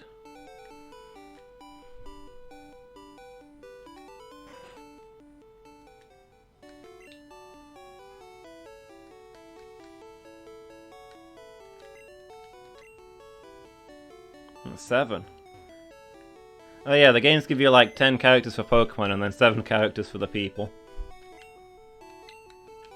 Let's clean up this inventory. I was about to end it there, but an important issue has come up. What is a good name for the rival in Crystal? Hitler 2, son of Hitler. That kind of works, actually. We've been joking about how Giovanni is Pokemon Hitler, and the rival in Crystal is Giovanni's kid, right? I don't think that's canonically mentioned in the game, although it's implied. But in the comics, he's Giovanni's kid.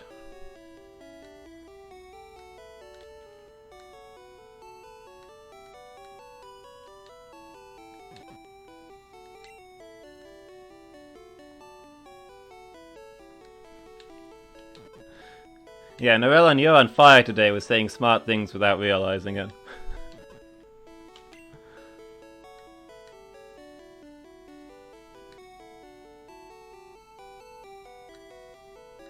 Still got a load of Pokeballs and Great Balls. If we do decide to get a seal, which we might do, after that incredible seal story, I'm inclined to try and get a seal next time.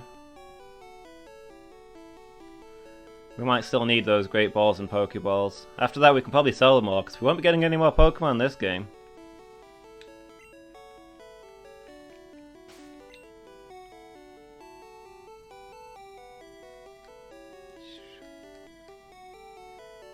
Jeez, look at these levels. This is not a good spread of levels. What are you thinking, Lady Meow?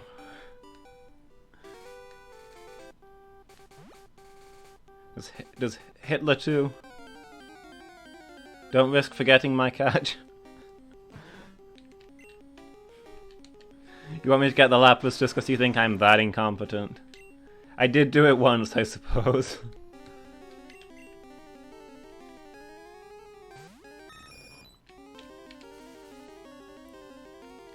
One last vote. You two that are still here. Is it just the 2 of you or are there more? The viewer count has been broken for a while, it gives me random numbers. It's just been you two in chat, but if anybody else is watching, you chime in as well. One last vote. We'll exclude Shelder since nobody wanted that last time. It's just straight up Seal versus Lapras now. What do you guys say to go for? I'll tie break if you guys can't pick.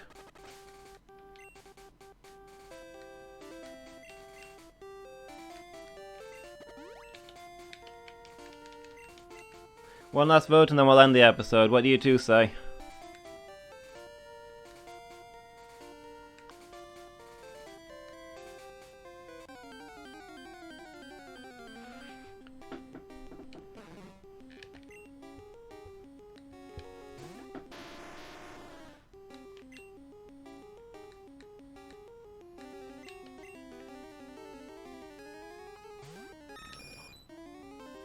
Okay, Narellen, I'm gonna take that as a vote for Seal. I mean, Lapras is safer in that we can get a guaranteed Lapras, whereas the Seal, we're rolling the dice. We might end up with a Cloyster instead.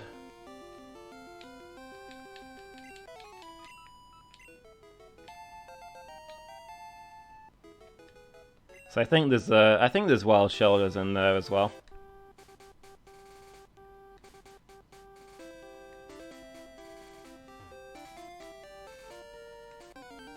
Let me check Bulbapedia, see what the catch odds are.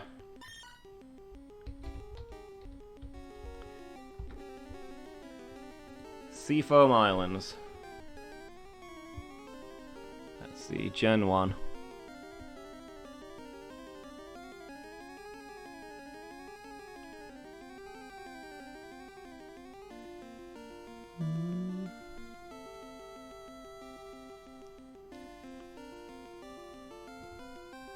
Wait, Shelter's...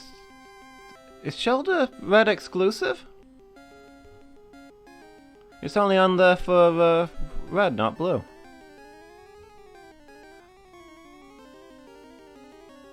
Oh no, you can get it... Okay. It appears on other floors in Blue.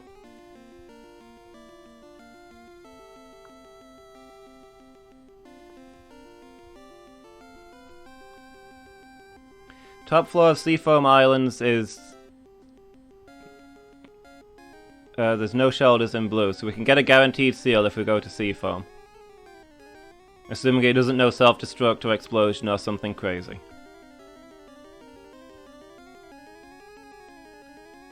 Yeah, Psyducks are more common in Blue, shoulders are more common in Red, so that's why it's different there. You can get both, but the odds are very different.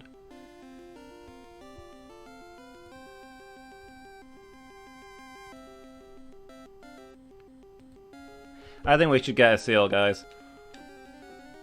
Yeah, I could still forget to catch one, or I could accidentally kill it. There are still ways for me to screw this up.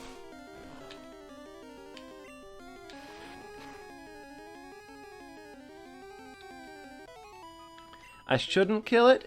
It shouldn't have any moves that hurt itself. It shouldn't run away. I can just drop a status effect on it and probably try and catch it from full health. I'd really like to say that I won't forget, but I did forget to catch the Ghastly. I think we're going for the seal. We're gonna get the seal next week. Lady Meow, it is your job to shout at me when we're on our way there. Just keep yelling at me. Don't forget to catch a seal. Catch a seal in the first floor. Don't go anywhere else. Don't catch anything else. Just get the seal. That's your job, Lady Meow. I'm pinning this all on you.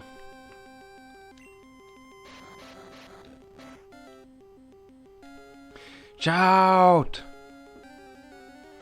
Seal!